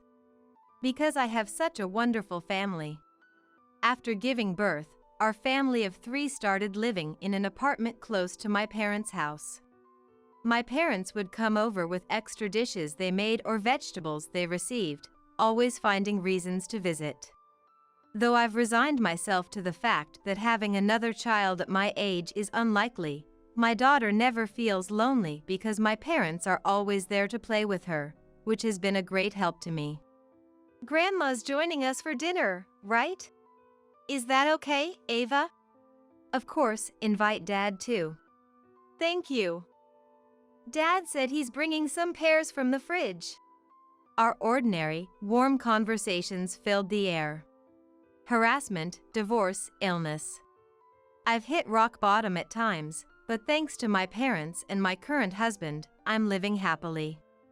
And my daughter, who came into my life when I had almost given up on pouring unconditional love like dad and mom, has made my life shine brighter. Mom, here, take this. My daughter placed an acorn she picked up in the park into my palm. Wow, thank you. I'll treasure it. I hugged my daughter. Together as a family, caring for each other, we want to continue cherishing the small joys of life. What happened to you, all covered in blood? I screamed when my 10th grade daughter, who was supposed to have gone to my husband's hometown, came home with blood streaming down her forehead. After rushing to tend to her, I immediately contacted my husband. Then, when he answered the phone, I couldn't help but yell at him. Where are you? I told you I'm on a business trip, didn't I? I was dumbfounded by his unexpected reply. Because I clearly remember seeing off my husband and daughter for their trip to his hometown 5 days ago. There in front of me was my child, seriously injured. Seeing my confusion, my daughter revealed a shocking truth. My name is Camelia, a 40-year-old housewife, working part-time. My husband Bruno, also 40, is a salesman who visits various schools to sell high school textbooks. Trust is important, he says, and his neatly composed demeanor is just so cool. Our daughter Laura just entered the 10th grade this fall. She used to be so clingy to me, but now, she's so responsible that she's often cooking dinner by the time I get back from my part-time job. Bruno, Laura, and I were living a peaceful life until my mother became bedridden due to an internal illness 5 years ago. Since then, I've been busy juggling caregiving and part-time work. I haven't been able to visit my in-laws much since my mother fell ill, even missing Thanksgiving greetings. But during those times, Bruno would say, "Don't push yourself. Isn't it great to have an understanding husband?" And go back to his parents' home alone, joking and laughing. I felt terrible, but with my hands full caring for my mother, I was grateful for his understanding. However, 3 years ago, my mother-in-law passed away suddenly in an accident. My father-in-law, John, was so heartbroken, as they were very close, and Bruno's trips back home became more frequent. Moreover, Bruno would say things like, I want to take Dad on a trip to cheer him up. or, I want to treat him to a delicious steak. resulting in expenses increasing with each visit, $300, $500. But, as I had been neglecting my visits to my in-laws to care for my own mother, I couldn't really complain about the money. Then one day, as usual, Bruno mentioned the expenses for his next trip home. The next time I go back to my place, it's going to cost $1,000. What? I couldn't help but wonder if Bruno really needed such a large sum of money for a single trip home, but he never explained the details of the expenses. I guess it must be necessary, if I think of it as showing gratitude to John. I convinced myself with that thought. However, due to the sudden expense, I had no choice but to temporarily withdraw money from the account I had been saving for Laura's education. I'll have to cut back on trips to the beauty salon for a while and make sure not to dip into Laura's savings. From then on, I worked hard to save money and gradually replenish my daughter's account. While living these frugal days, Laura successfully completed her school applications.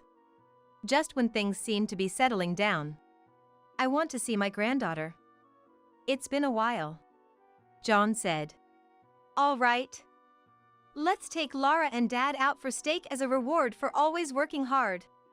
Really? Yay! Seeing Lara's beaming smile. Thank you for always being so patient, I said, stroking her head. She had never complained, despite always having to make sacrifices and helping with my mother's care. I was overwhelmed with gratitude. Then, on the morning of the day they were to visit Bruno's parents, Laura cheerfully waved. I'll bring back some souvenirs, she said. Have fun, I replied with a smile. Everyone in the family was smiling. Little did we know then what was about to happen. It was around noon, 5 days after Bruno and Laura left for his parents' house. I was preparing lunch in the kitchen when I heard the entrance door open. "Who is it, coming in without ringing the bell?" Startled, I called out, Hello! and headed to the entrance, only to find Laura standing there with blood streaming down her forehead. What happened? I screamed, almost like a cry, and looked around for Bruno, but he was nowhere to be seen. Trembling, I let my trembling daughter into the house and immediately called Bruno. Where are you? "I'm at work. I told you I went on a business trip the day after I took Laura to my parents' place." I was utterly confused, as I hadn't heard anything about his work. I didn't know about any trip, and more importantly, Laura has come back seriously injured. It's probably just a fall. Girls her age tend to exaggerate. Don't take it seriously. Bye. Bruno hastily said just that and hung up forcibly. I could never just accept. Such an absurd story from him. "Oh, really?" While tending to my daughter. "Why did you get hurt? Did Dad go to work?" I asked. Laura, with a pale face and trembling lips, finally murmured, "Dad pushed me." I was shocked, but gently rubbed her back and listened to her story. Then, an unbelievable truth came to light. Bruno had been keeping secrets from us, and he had inflicted a serious injury on Laura after she discovered them. And that wasn't all. He had threatened Laura. If you tell anyone about this, next time it won't just be an injury, he said. John returned from an outing just as Bruno hesitated, allowing Laura to escape from her in-laws' house. Fortunately, Laura had some money with her, enabling her to take the bus alone. But I can only imagine how anxious she must have been, hiding her injuries and making her way back here. I will never forgive anyone who hurts my sweet daughter. I swore revenge, not only for Bruno raising his hand against our daughter but also for the secrets he kept from us. After hearing about Bruno's misdeeds, I reached for my mobile phone to call John. And was surprised to see a mountain of missed calls from him. "Oh, John, I'm sorry. I was cooking and didn't notice the phone." "No, it's fine. More importantly, Laura had to rush back home for some urgent matter. I was worried if she made it back safely, that's why I called so many times." Hearing John's words, I was speechless. Bruno had concocted such a lie to cover up the fact that his injured daughter had fled back home. I then spilled everything to John, who was unaware of the situation, about what I learned from Laura. "Laura will be okay. I'm taking her to the hospital. But I can't forgive Bruno. Could you please keep him at your house for a while so I can deal with him?" John replied, "Of course," and promised to help. He agreed to cunningly persuade Bruno to stay at his parents' house for a while. In the meantime, I ran around making various preparations for confronting Bruno. 5 days later, after finishing the investigation into Bruno's secrets, I was heading to his parents' house. Just as I was about to ring the entrance doorbell, I saw Laura running towards me, out of breath. "Mom. Wait. I told you to stay at home. I can't just sit there. He needs to take responsibility for my injury." I had planned to confront Bruno alone at his parents' house, not wanting Laura to witness a conflict between her parents. However, Laura clearly had no intention of staying quiet. "I think I have a right to speak up too." She was adamant.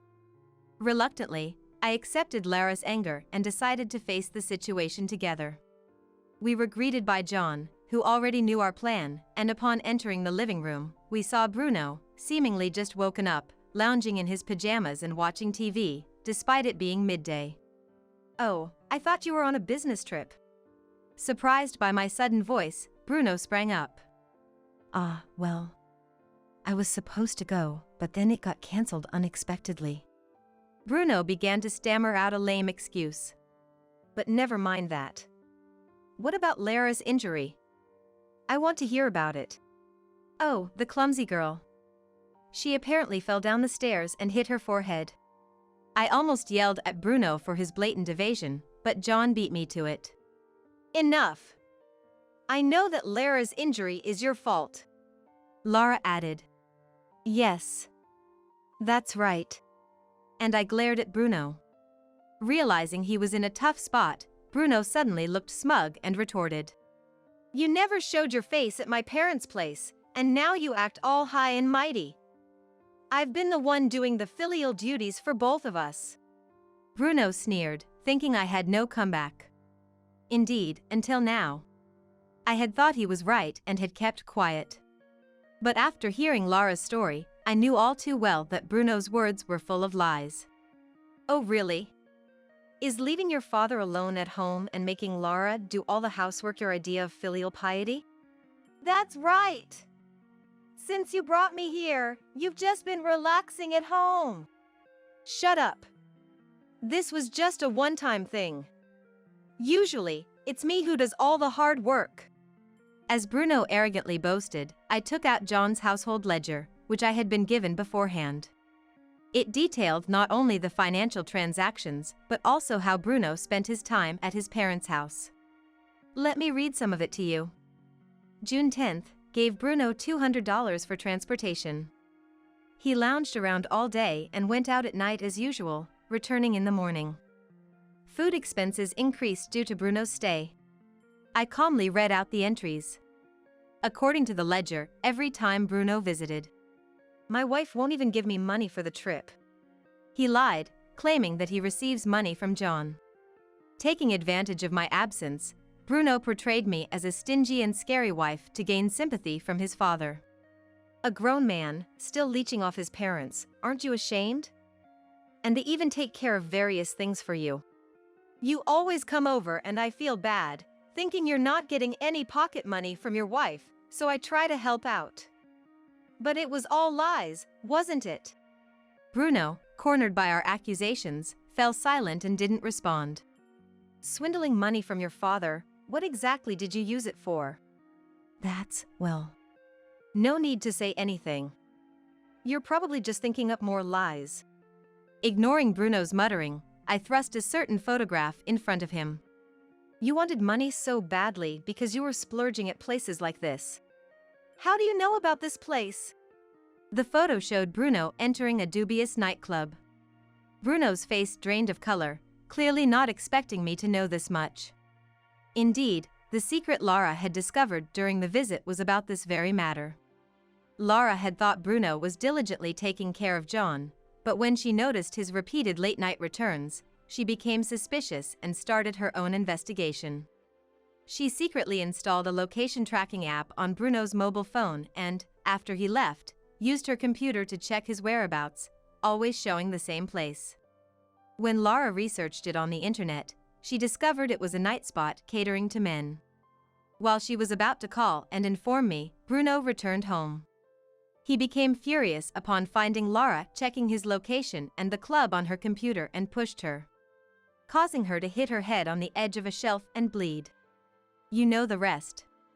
After hearing Laura's story, I left my mother in professional care for a few days and staked out the club to gather evidence of Bruno's escapades, capturing photos of him entering the establishment. When I saw Bruno enter the club so lightheartedly, the shock I felt was indescribable. And to think, the money for this recent trip home, though temporarily, was taken from Laura's college fund. Dad, you're the worst! Feeling awkward with the undeniable evidence of the photos, Bruno muttered, "Isn't this normal for men?" and looked up at John, seeking agreement. What are you talking about? Dipping into your child's college fund for nightlife is despicable. I'm tired from work. A little fun should be okay. Laura sighed in disbelief at Bruno's brazenness. "Mom, do you know what kind of place that is?" "Eh?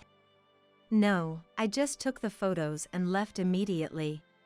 "I thought so.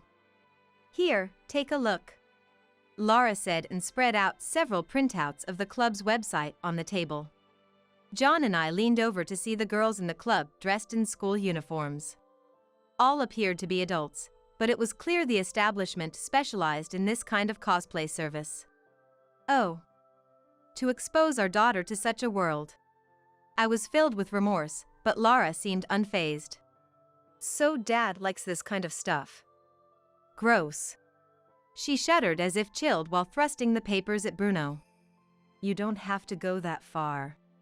Having a fetish for uniforms could be a big problem if your school clients find out, right? I doubt your company, which sells educational materials to schools, would continue employing someone with such hobbies. As I gave him a cold gaze, Bruno turned pale. Oh, right. I quickly pulled out Bruno's schedule book, which I had found left in his business bag. Looking at this, I now know all the schools you've been visiting. Maybe I should contact these clients about your wonderful hobby. Please, not that. I'm sorry. I went too far. I'll change, I promise. Bruno must have realized there was no escaping the situation. He started to tremble and collapsed onto the floor. Despite his apologies, years of his club visits and extravagance, culminating in injuring Laura, were unforgivable. Who's going to believe the words of a liar like you? I've already consulted a lawyer and am ready for divorce. You'll pay back every penny you squandered, plus compensation. This is the end for us. No, please. Bruno tried to cling to Laura, but she recoiled. Yuck. Get away from me. And eventually, wah. He broke down crying. We watched his pathetic state with cold indifference. Shortly after, the divorce was finalized, and Bruno was ordered to pay back the $15,000 he had squandered plus $30,000 in damages. Somehow, his club visits were leaked, resulting in his termination from his job. John cut ties with him, and now Bruno lives alone in an old apartment, barely getting by with day jobs. Unable to pay the damages, he had to borrow money from dubious lenders and now lives in fear of debt collectors. Meanwhile, after the divorce, I had more time to myself. With Lara's help, my mother's health improved significantly, and she no longer needed constant care. Now, the three of us women live together, enjoying a happy and harmonious life. I washed your baby in the washing machine. My assailant burst into laughter the moment she saw my face. She had always disliked me, so she must have been waiting for this opportunity. But I couldn't help but raise an eyebrow in response. My daughter is sleeping right next to me. My assailant Janice looked utterly shocked at first, then turned pale as she watched our daughter Kyrie sleeping soundly. This story is about a major family incident involving all our relatives, which happened one Christmas. My name is Patrice, a 35-year-old homemaker. I married Bryant, who is 5 years younger, and after about 7 years, we were finally blessed with a child when I turned 35. Our daughter Kyrie, now 8 months old, is a lively baby who loves her milk and sleeps well. As an older mother, I was relieved, but there were still challenges to face. One of them was my assailant, Janice, who is 10 years younger than me. She disliked me for marrying her brother and constantly harassed me whenever she got the chance. Janice's attachment and love for her brother Bryant were intense, something you might call a brother complex. I don't have siblings, so I can't fully understand, but I find it bizarre that at 25, she still wants to shower with her biological brother. Bryant always brushed it off as a joke, but I couldn't make sense of it. She looked down on me for being an older wife and for having a child late in life. When Bryant wasn't around, she would invariably taunt me, saying, "How did an old lady like you manage to trick my brother?" I'm just curious, for future reference. Janice, I don't think that's an appropriate way to speak, but... Shut up. You're getting too cocky just because you're acting submissive. It's disgusting that an old lady like you stole my brother and then got pregnant. Could you please keep it down? The baby might wake up. I held back a sigh and deliberately spoke to Janice in polite, respectful language. After all, she was constantly at our house, clinging to Bryant and trying to follow him every time he left his seat, which also troubled him. Moreover, she would ring the doorbell early in the morning and not leave until late at night. Eventually, she started acting childishly, saying, "I'm going to stay over at my brother's place." Bryant had his hands full just trying to send her home. Good grief, Janice is such a handful. Honey, I have something I want to ask you about her. I cautiously asked Bryant if he was aware of Janice's terrible behavior. His response was, I had no idea, this is news to me. Bryant was surprised by what I told him. It all made sense now. Janice had been pretending to be nice in front of her brother and waited for him to leave to insult me. Remembering how Janice used to cling to Bryant, acting as if she were his real girlfriend, made me feel sick to my stomach. Bryant found it hard to believe, but I told him the facts as they were. Even after that, Janice continued her usual behavior. Let's go take a shower together, big brother. Trying to drag him into the bathroom. But after hearing my story, Bryant began to reject her advances. Look, Janice, we're adults now. Taking a shower together isn't appropriate. I know it's weird. Janice didn't miss my muttered comment. Right after watching Bryant head for the shower, she turned to me and suddenly punched me in the stomach. Oof! I couldn't contain the pain and crouched down on the floor. It's your fault. You must have put some ideas into my brother's head. Then she relentlessly kicked my back as I was clutching my stomach. Get lost already! As the time approached for Bryant to usually come out of the shower, Janice forcibly made me stand up and pushed me onto the sofa. Listen, if you tell my brother about this, I'll make you suffer even more. Groaning in pain, I was completely overwhelmed by Janice's violent behavior. What's worse, her anger, initially directed at me, gradually shifted to someone else. It happened one day when Bryant was about to take Kyrie into the shower. I'll help you, big brother. Maybe I'll take a shower too. Janice was fully intent on joining them, heading towards the bathroom. Knowing I had to stop this, I opened my mouth, but Bryant looked fed up. Janice, I've told you before, I'm not showering with you. I have a wife and a daughter, so it's time for you to move on from me. No. Why are you being so mean? Ignoring her tantrum, Bryant quickly picked up Kyrie and headed for the shower. This scene repeated several times, with Janice being rejected by him each time, gradually shifting her anger from me to Kyrie. She couldn't stand the thought of the baby showering with Bryant, her brother, while she was rejected. That's probably what she felt. Soon, Janice would cause a terrible incident. One Christmas, our family was invited to my in-laws, where we gathered with relatives. Naturally, Janice was there too, and I had a bad feeling about it. However, in front of the relatives, Janice's true colors were never revealed, and surprisingly, she was quite well behaved. Despite her usual disdain for me, she approached me with a smile and acted friendly. But honestly, it's kind of creepy. There's no way she would suddenly be nice to me. I decided to avoid Janice as much as possible and went to where the children of our relatives were gathered. There, over 10 children and babies were huddled together, holding on to their allowances and toys given by the relatives. I approached a relative, Opal, who was there. Opal, thanks again for the baby clothes. How about we take a picture of our 2 kids? She had given me matching baby clothes for my daughter and hers as a birth gift, so I had dressed Kyrie in them for the visit. We both had a great time taking photos of the children with our mobile phones. Eventually, the kids decided to play in the snow-covered garden. They were quickly covered in snow. And even a nearby baby got splashed with it. That's when Janice was asked by a relative to help wash the children in the shower. She grimaced for a moment, but then, surprisingly, All right. Come on, everyone, follow me. She picked up a baby with a smile and led the children away. However, with over 10 kids, they formed a long line following Janice. Oh no, Kyrie got left behind. Janice seemed not to notice, and Kyrie was sitting there with snow on her clothes. I was about to take Kyrie to the shower, but she started crying, probably wanting milk. Oh, there. Maybe I should give her milk first. I wanted to wash the gifted baby clothes right away, but after feeding her, Kyrie fell asleep, making it difficult to undress her. Reluctantly, I let it go, laid Kyrie beside me, and enjoyed chatting with the relatives. Then, Janice appeared with a triumphant look on her face. Ahaha. I washed your baby in the washing machine.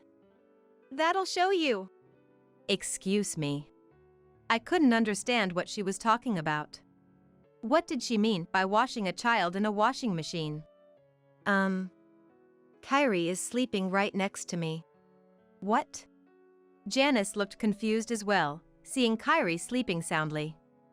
We were both unclear about what was happening. Suddenly, a scream came from the bathroom. Janice and I rushed there, and we found Opal in a complete panic. Opal, calm down. What happened? Opal claimed that when she opened the washing machine, she found a baby inside. And that baby was her daughter. Her voice, crying and holding her child, attracted more and more relatives. Seizing the moment, Janice pointed at me. Patrice! How could you? What are you talking about? As soon as Janice shouted, all eyes turned to me, and I was taken aback. Then, the relatives started to confront me. Patrice, we need to hear your side of the story. Taking advantage of this distraction, I saw Janice sneaking out of the house. Wait! Janice! In this desperate moment, Brian's sharp voice rang out.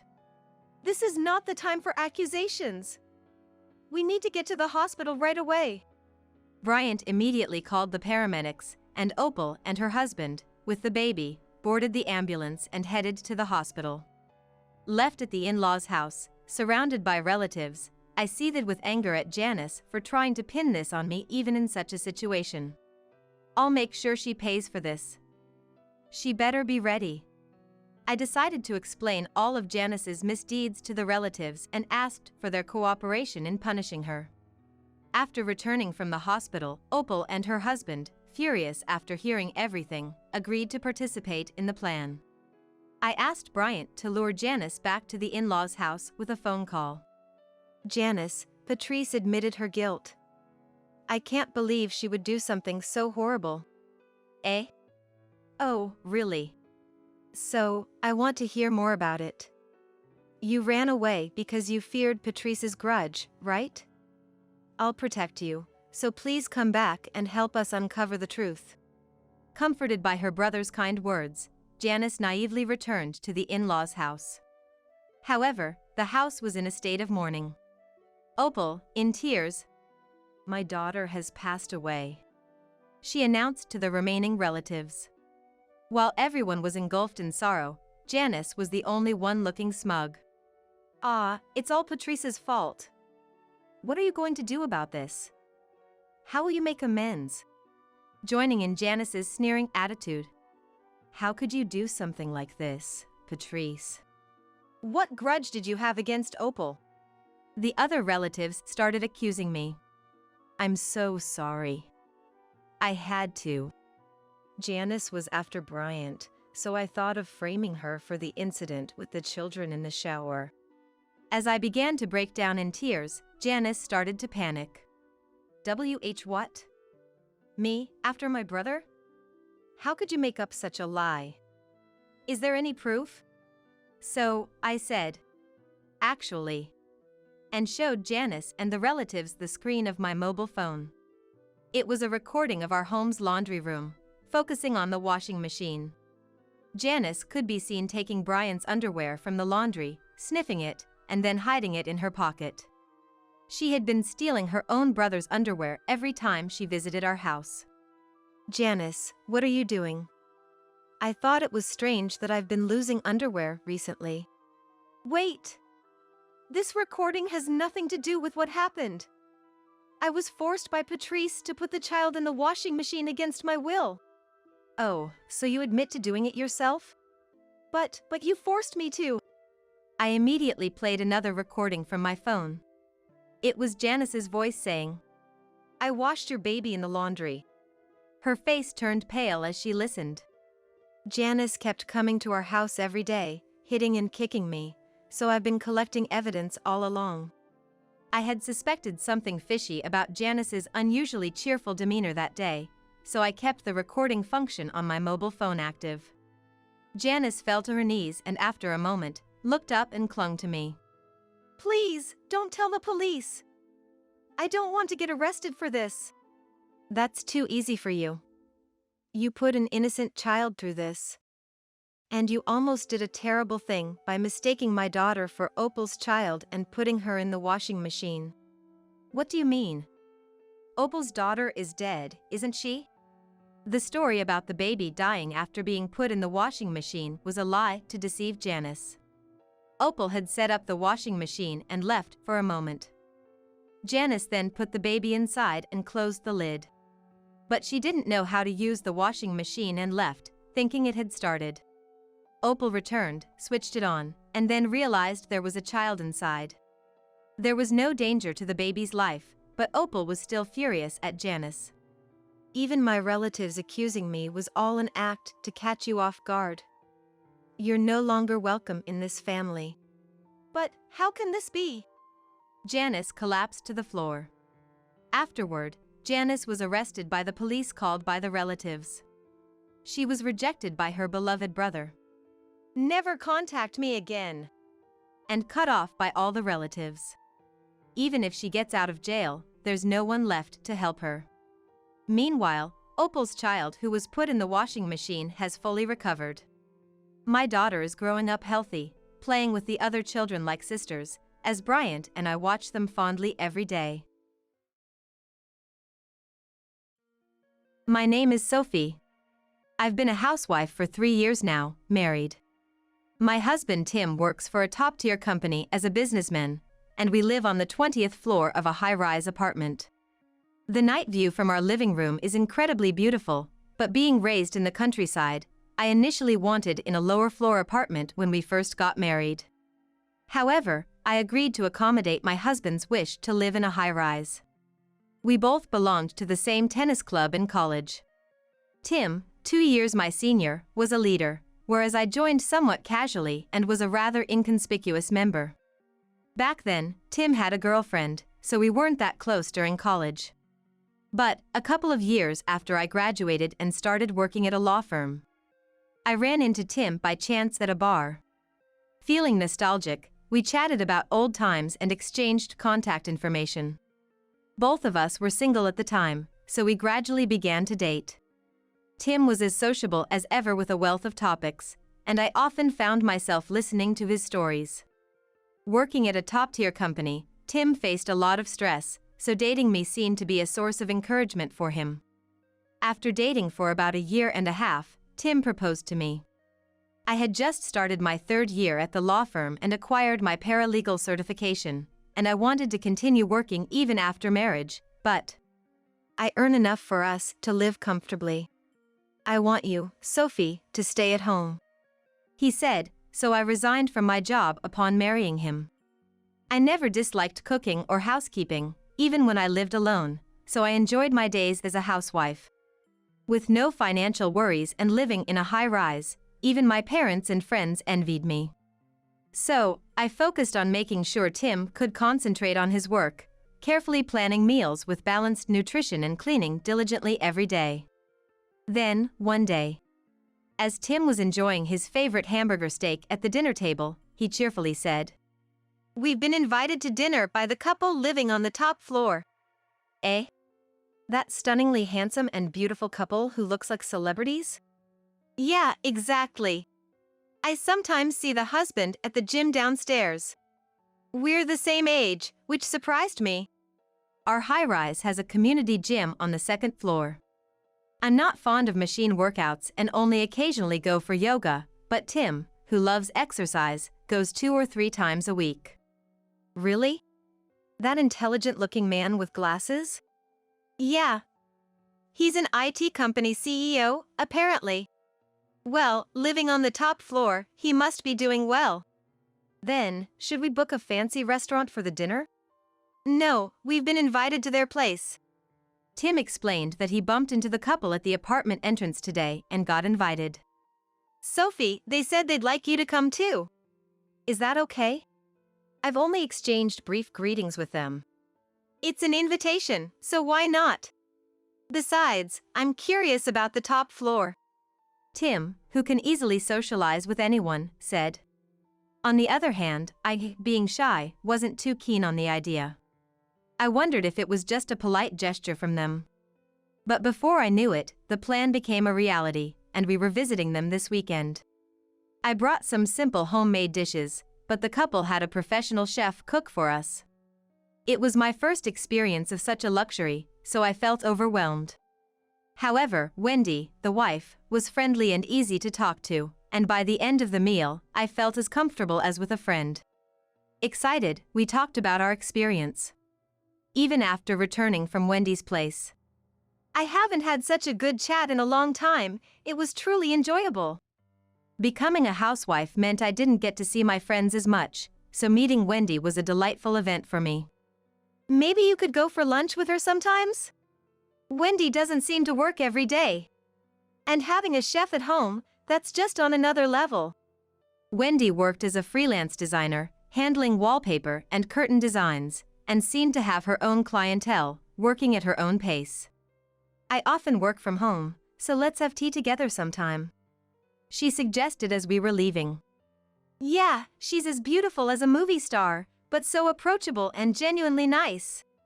I'd be happy to become friends with her. Yeah, she really is beautiful. Probably the most beautiful woman I've ever met. Really? Saying that in front of me? No, it's different. Sophie, you're cute, right? It's a different type. You don't have to explain so desperately. I know myself well enough. I made a slightly pouting face, but seeing Tim's wry smile, I burst into laughter. Seeing me laugh, Tim joined in. It had been a while since we had such a lively atmosphere, joking around. Maybe it was all thanks to meeting the Wendy couple. But little did I know then, this encounter would lead to an incredible challenge. Since then, Tim and I haven't visited Wendy's place together, but Wendy and I became close enough to frequently meet for lunch or tea. One of my worries was that Tim and I were unable to have children. I was considering fertility treatment but couldn't bring myself to discuss it with Tim. I could openly share these feelings with Wendy, though. Fertility treatment can be tough. Maybe it's okay to leave things to nature for a while? Yeah, maybe. But somehow, I feel like Tim isn't that keen on having children. I see. It's tough, isn't it, the feelings between a couple? In my case, it's the opposite. My husband wants kids, but I'm not so enthusiastic. Really? Yeah. I had a miscarriage before. After that experience, I thought maybe it's okay not to try to get pregnant again. Oh, I'm sorry. That was insensitive of me. No, don't worry about it. It's all in the past now. Seeing Wendy's smiling response, I thought how strong she was. You're right. I should just let nature take its course for a bit. I need to cherish the happiness I have now. Wendy's expression seemed to cloud over for a moment as she looked at my smiling face. Shall we head back? I have a design I need to think about by tomorrow. I nodded to Wendy's always graceful demeanor, wondering if I had just imagined that brief change. But from that day on, every time we met, Wendy seemed to be getting thinner. One day, concerned, I asked her, Wendy, is something troubling you? I might not be able to solve it, but I'm here to listen if you want. Thank you. Actually, my husband and I are talking about divorce. What? I was speechless with shock. They had seemed so happy when Tim and I visited their home. What could have happened? Sophie, you're the only one I can talk to. What should I do? Wendy began to speak slowly, tears in her eyes.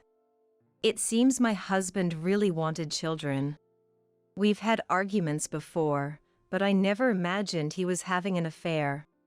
According to Wendy, her husband was involved with a colleague at work. He had told her he would pay compensation for a divorce. Can you believe it? Before we were married, other men proposed to me too. He worked so hard every day to win me over, and now he wants to leave? What am I supposed to do now? It's shocking. I shouldn't interfere in your marriage, but maybe you should talk to your husband again? While feeling a bit uneasy about Wendy's situation, I chose my words carefully to avoid hurting her. After pouring her heart out to me, she whispered, Things will surely work out. and then Wendy left. That evening at dinner, I opened up to Tim about Wendy and her husband's situation. How is Wendy's husband doing lately? That's the thing, I haven't seen him recently. He hasn't been at the gym for about a week now. Is that so? But he didn't seem like the type to cheat. What are you talking about? It's always the serious, intellectual types that turn out to be the worst. Initially, Tim had praised him for being an IT company CEO, but his sudden change of attitude made me feel uneasy. Within a month, Wendy came to tell me they were getting a divorce. Oh, what should I say? It's okay. I've come to terms with it. For now, I'll be staying here. Alone? Yes. I arranged that as part of the conditions of the divorce. Kind of like a compensation. Seeing Wendy so nonchalant about it scared me. Can people really change this much in such a short time?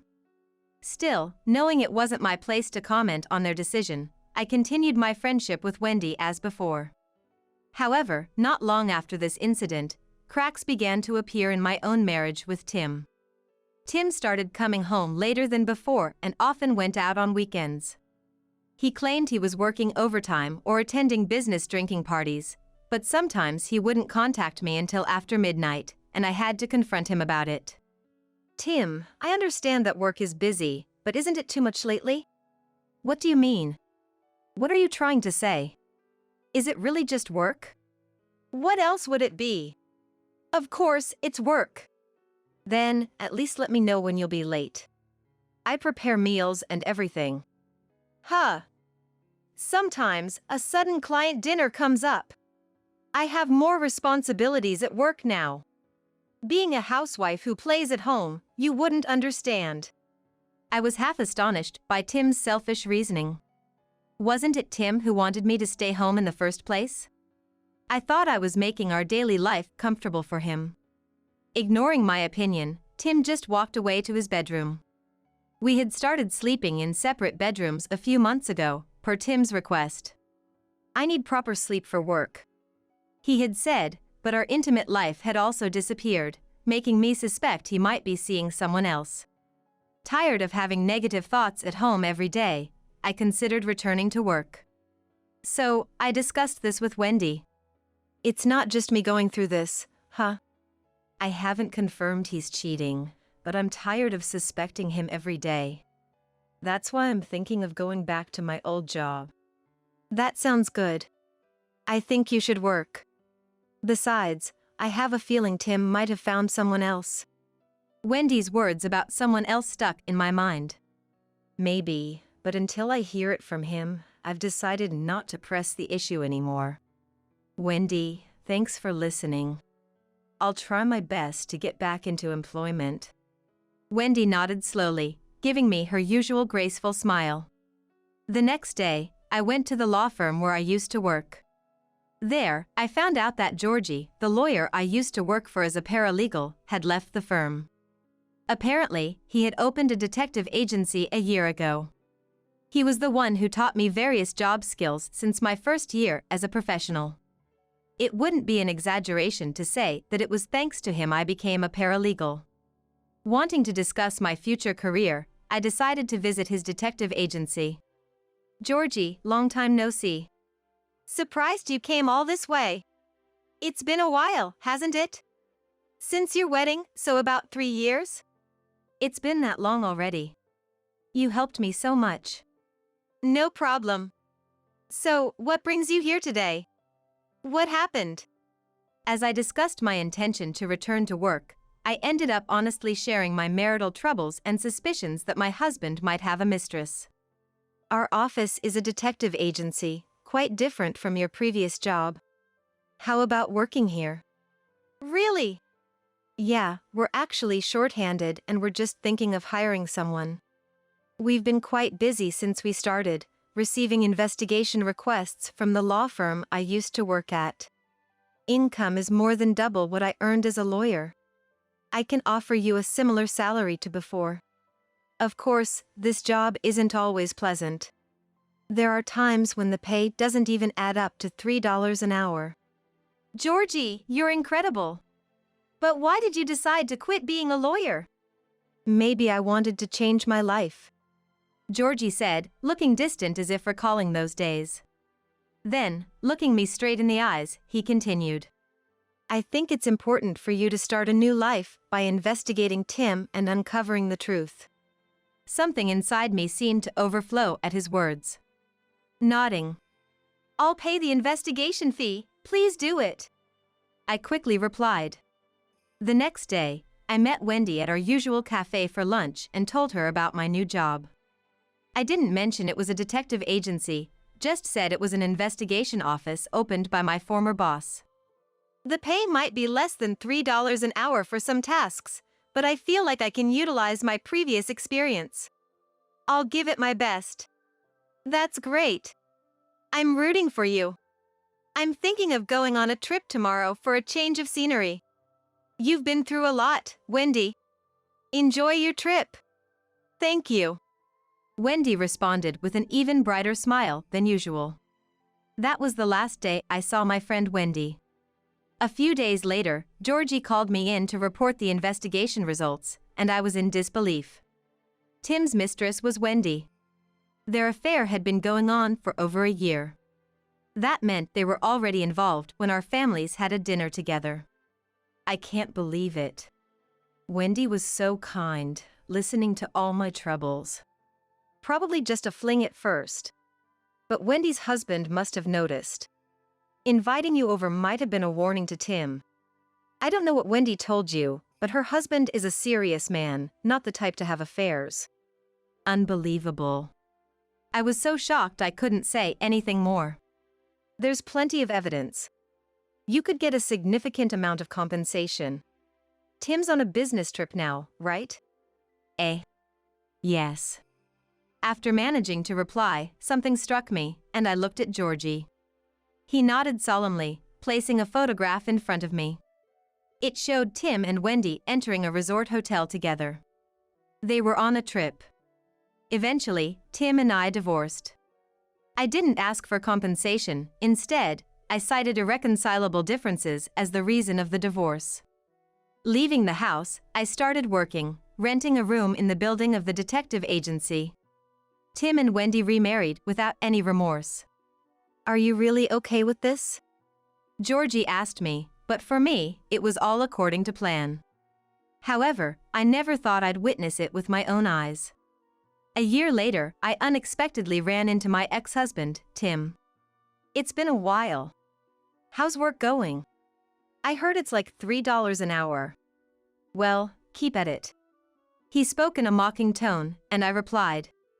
After a year, you still know nothing. What do you mean? Why don't you ask Wendy? Tim left with a look of dissatisfaction, but that night, he called me in a frenzy. Did you know about this? Know what? That Wendy is buried in debt. Wendy had always been a big spender. Though she claimed to be a designer, she didn't really make much. I knew. I knew you were involved with her for over a year while still married to me. Oh, and one more thing. While you were dating her, she miscarried a child from another boyfriend. That's a lie, right? You knew everything and still married her because you loved her, right? Good luck with that. Bye. I hung up and immediately blocked Tim's number. You finally put a period in that chapter of your life. You did well. Georgie, who had overheard the conversation, spoke to me gently. I couldn't hold back my tears. It was the first time I cried since the divorce. Georgie, without saying a word, just held me. After that, Georgie and I became the best partners, both in work and personal life. Apparently, he had been in love with me since we first met. Now, I love him very much too. Tim, on the other hand, ended up filing for bankruptcy because he couldn't pay off Wendy's huge debts. He couldn't stay at his company and now works for a delivery service. This isn't what I signed up for. He spends his days dealing with Wendy, who constantly complains. They betrayed people without a second thought, but will they ever realize the consequences of their actions? The shining moment of life, that's a wedding. It's the important day when you become the star. That's why you want to make it a memorable and wonderful event. Everyone would think so. Especially for a bride, it's something you absolutely want to succeed. But what if it gets ruined? What if the groom's family is the one who ruins it? Be grateful we're taking you as our daughter-in-law, Says Ben, my father-in-law. We'll teach you proper manners. Be thankful, Says Emma, my mother-in-law. My parents' word is law. Obey everything. Says my husband. Could you tolerate such a thing? I'm Mary, 25 years old. I work as an office clerk at a small company. I met my boyfriend, Tom, through work. Today, we went to Tom's parents' house. We're getting married, so we came for a family meeting. Tom's parents, whom I'm meeting for the first time. Standing in front of their large house, I swallowed nervously. Don't be so tense. Relax, they're my parents, says Tom. Yeah. Do I look okay? Will they accept me? Don't worry, you'll be fine, Tom lightly says and reaches for the front door. Nervously, I enter the house. We're greeted by Tom's mom. A woman with her hair neatly tied back, giving off a calm aura. Nice to meet you. I'm Mary. First impressions are crucial, so I greet her energetically. Then, so you're Tom's. Emma says just that and retreats to the back. I'm taken aback when Tom urges me to come inside. I feel like my efforts are being undermined. In the living room, a man, presumably Tom's father, is already seated on the sofa. Hello, Dad, Tom says. Nice to meet you. I'm Mary. I greet him, thinking this must be Ben. Then, behind his glasses, sharp eyes pierce through me. So, you're Tom's girlfriend. Quite plain, but sit down anyway. Again, I'm taken aback by his words. What? Plain? Sure, I dressed modestly today, but to say it to my face. The atmosphere is unpleasant from the start. Is this normal when meeting a son's fiancé? Amidst the awkwardness, I sit on the sofa as prompted. Tom sits next to me. An uncomfortable silence follows. Ben crosses his arms and closes his eyes, while Tom casually plays with his phone. After a while, Emma comes in with coffee. Thank you, I say, but Emma just looks at me without a word. Extremely awkward. Why is it so awkward? Thinking that these will be my in-laws makes me a bit reluctant. But marriage is about patience, right? It's not easy to get along with people from a completely different background all of a sudden. Anyway, I just need to be patient for now. It would be troublesome if they opposed our marriage because they disliked me. I stayed silent, not wanting to stir the waters. So? We've decided to get married. Tom finally spoke up when Ben urged him. Hey. It's an important conversation, and he's casually mentioning it while fiddling with his mobile phone. That's what I thought inside, but I definitely couldn't say that in front of my future in-laws. I sighed inwardly and turned back to them. I may not be perfect, but please. Why did you choose such a plain woman? Excuse me? I was about to introduce myself when Emma cut me off. And she said something unbelievable. Plain, that's what Ben called me earlier too. Tom is very handsome, as you can see. He deserves a more beautiful woman. How could our son choose someone like you? It's a shock to me as a mother. Do you understand? I'm sorry. How am I supposed to understand that? Should I say he's not that handsome? That would probably end badly. I apologized, suppressing my swirling emotions. Feeling the injustice of why I even had to apologize. But Emma's onslaught didn't stop. First of all, Tom had better marriage proposals. The daughter of a prestigious patisserie, the young lady of a major IT company. All from beautiful families. And you've ruined all those opportunities. How will you take responsibility? Responsibility? If there really were such amazing proposals, I'm sorry. But why do I have to apologize for that? Tom, on his part, was no help. Why isn't he supporting me? Feeling my glaring gaze, Tom hastily looked up from his mobile phone. Mom, that's enough. I chose Mary because I want her. Don't nitpick. But you. Emma, that's enough. You're making Mary uncomfortable. Still, Ben. Even when her son and husband told her, Emma still seemed to have something to say. Ben stopped her and then looked at me. By the way, what do your parents do? My dad is a salaried worker, but my mother passed away when I was young. My father, not finding anyone he loved more than her, didn't remarry and raised me by himself. When I shared this, they looked surprised. From a single-parent family, I see. Oh, single parent, huh? What's with that tone? Both of them together. The stifling atmosphere didn't change, and that was the end of the day. My unease never cleared up until the end. Tom did say he had no intention of marrying anyone but Mary, but I could feel the mood of almost yielding to his parents' pressure. I'm feeling uneasy. This house, it's full of nothing but labeling, calling everything plain or criticizing for being from a single-parent family. I forgot the uneasiness I felt back then in the midst of the busy wedding preparations. There was just so much to do. Staying within the budget meant not all wishes could be fulfilled. I only had one chance for a dress change, so I spent a lot of time choosing the dress. I was satisfied with the flawless piece I selected. Negotiations with the venue, preparing the invitations, there were so many things to take care of. It was a hectic period at work too. Before I knew it, 3 months had passed, and the wedding day arrived.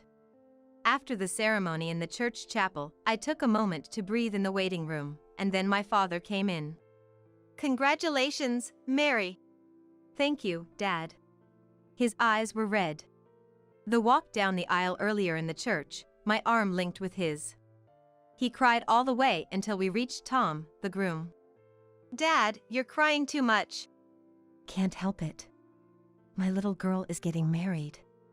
I wish your mother in heaven could see this. I'm sure she's watching from above. Yes. It must have been tough for a father to raise a daughter alone. I had my rebellious moments during adolescence. There were things easier to consult with a mother, not so easy with a father. Our relationship strained, and at times, I rebelled fiercely. But now, as an adult, I understand. My father was always there, watching over me. Clumsy, but he truly loved me and took great care of me.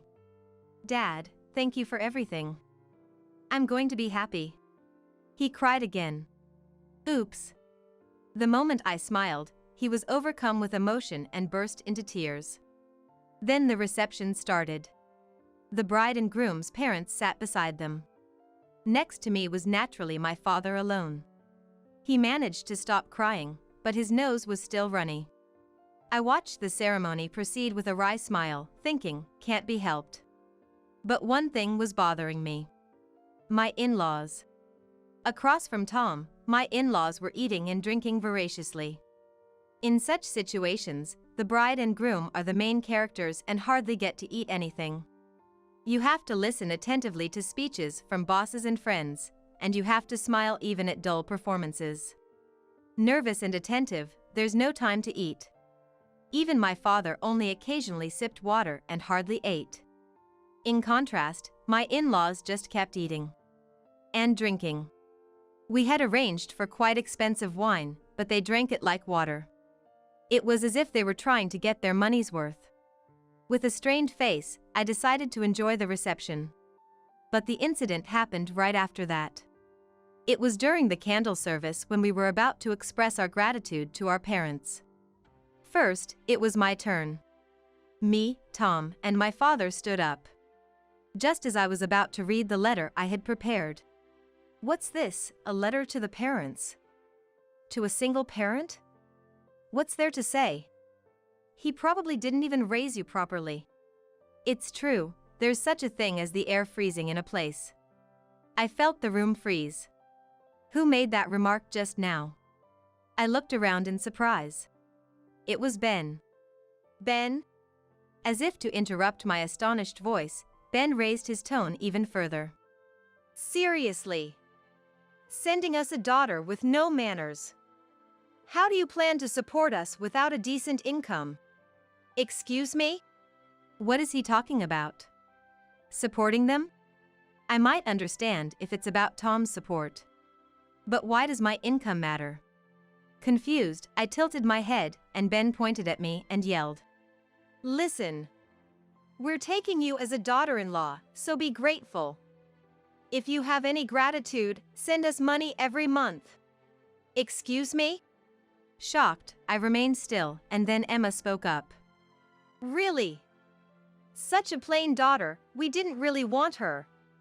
Even the dress she chose is plain, unbearably plain. Being from a single-parent family, you probably weren't raised properly. It's a good opportunity. You're becoming our daughter-in-law, so we'll teach you manners. Be thankful. Emma?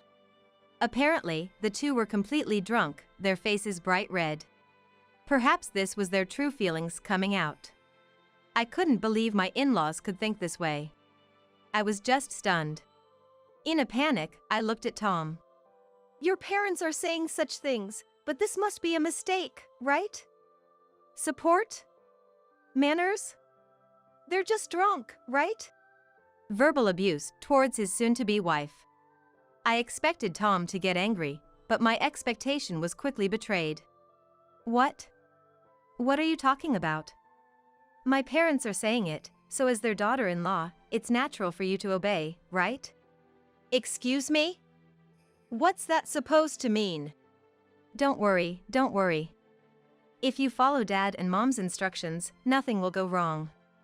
That's how someone outstanding like me was raised. Well, I did choose my marriage partner myself. Mary, you'll be fine. If you listen to my parents, everything will work out. Tom wasn't drunk. He hadn't drunk a drop. Yet, these words. What are you talking about? Support? Manners? That's ridiculous. The moment I vehemently objected. Tom's face, twisted in a way I'd never seen before, loomed in front of me. Anger filled his expression. What? You don't understand? My parents' word is absolute. As their daughter-in-law, you must obey everything. Don't you get it? This is why single parent. The moment I heard Tom's words, something inside me snapped. I felt cold. It was too much. I'd had enough. In an instant, my love for him vanished. I couldn't understand what I had ever seen in this man. I turned around, feeling completely detached. And my father, seeing my face, nodded subtly. Shall we go? He said. Yes, let's. My father and I stood up simultaneously and started walking towards the exit. Wait. Tom and his parents were stunned. Hey Mary, what's this joke? You're the one joking. Don't touch me. I reflexively brushed off Tom's hand as he tried to grab me and turned towards the attendees. I apologize to everyone who took the time to come here today. Today's reception will be canceled here. We will make amends at a later date. I greeted everyone firmly and solemnly. What are you doing, making decisions on your own? Tom was panicking. Shut up. How can I continue after being ridiculed to this extent? I had never directed my anger at Tom before. But this time, it had exceeded my limits of patience. Mary, what are you doing? You're bringing shame upon us. I won't forgive this. I don't need your permission. Don't you understand the atmosphere here? Continuing the reception in such a frozen venue is abnormal. At my remark, Emma hurriedly looked around. Company colleagues, relatives, friends, many acquaintances. Their gazes were cold. The three of them, subjected to a mix of astonishment and anger. It seemed they finally realized their unreasonable behavior. Emma started. It was just a little joke, she said. Too late. What joke? How can such despicable behavior happen at such an important occasion? That's right, that's right. There's a limit to making fun of someone. Marrying into a family like yours would be pitiful for the bride. You should definitely call it off. Boos started all at once. The in-laws and Tom turned pale. Then someone stepped forward. It was my father. Indeed, Mary did go through hardships. Being raised only by me might have had its inconveniences. But I believe she turned out to be a wonderful daughter. I listened silently to my father's words. At least, she's not a daughter who should be exploited and disciplined by you. What about you, after all? What's wrong with us? Parents who exploit money from their DIL, a son who doesn't even try to protect his bride. To me, it seems like you're the ones who failed in parenting. Voices of support rose from all over the venue at my father's words. The three of them, subjected to blame, turned paler. Then I stepped forward. And I said, Tom, I will not marry you. I'm better off without a family like yours. Don't involve me in your life again. At these words, Tom finally started crying, and the family of three left the venue as if fleeing. A big round of applause erupted from the venue immediately after. The applause, marking the finale of the cancelled reception, made me smile wryly as I held my father's hand, and he returned the smile. What happened afterward? Of course, the marriage was called off. Fortunately, we hadn't registered the marriage, so there was no record of divorce. Tom, I thought he might come crying and begging, but instead, he became defiant and insisted on reconciling, but of course, I politely declined with a smile. The chaotic scene at the reception quickly spread among the company and beyond, as company colleagues were also invited. He faced judgmental glances and, amidst the discomfort, was transferred to a distant rural sales office. It was essentially a demotion. Right up until he moved away.